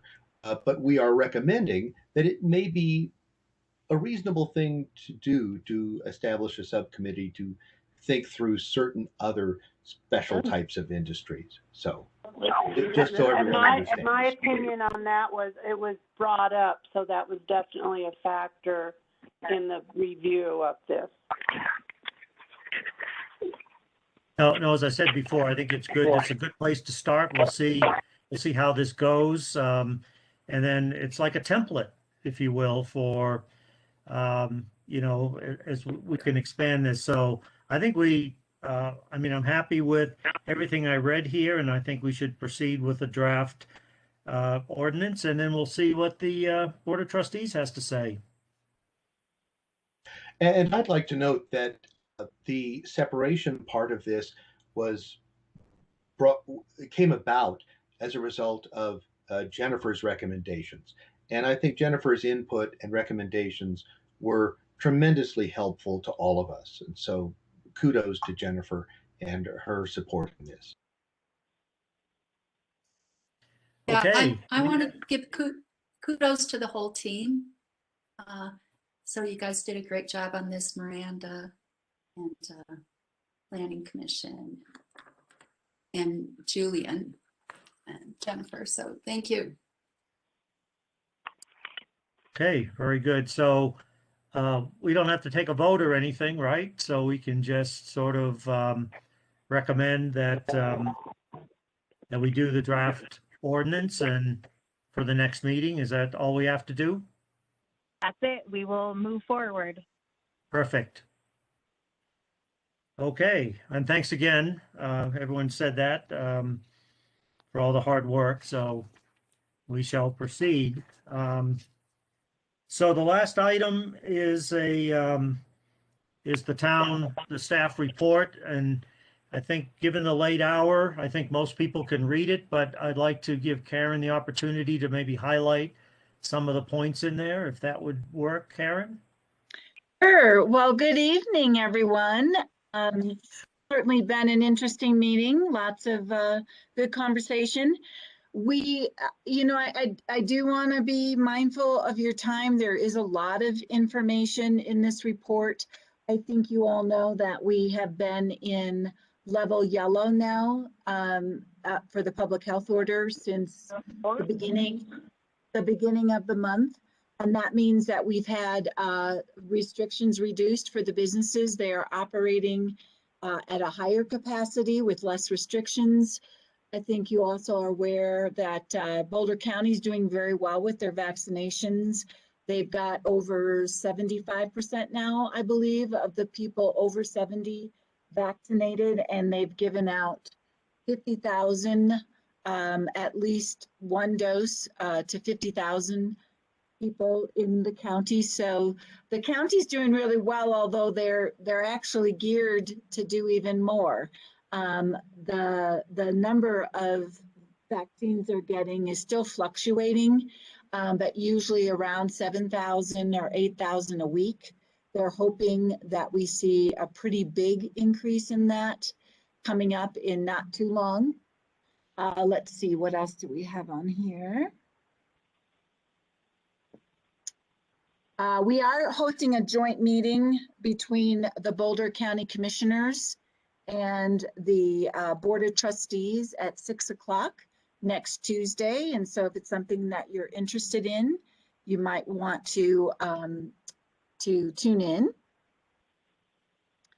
And I don't know if there's anything that you wanted to share, Miranda, about some of the stuff you've put in to the report. I'll just provide a quick update. So in Vision 2030, we've moved forward. We have an advisory committee that's formed, and Commissioner Giblin and Commissioner Blakemore are both on that. So we've met twice as a full committee, and then subcommittees have met once. Right now we're focused on developing vision statements, and then we'll move into goals and objectives. But our subcommittees are broken out into 7 kind of themes, which are outlined in the packet. We will be coming before the Planning Commission in April with the proposed visions, goals, and objectives for these 7 themes for your feedback.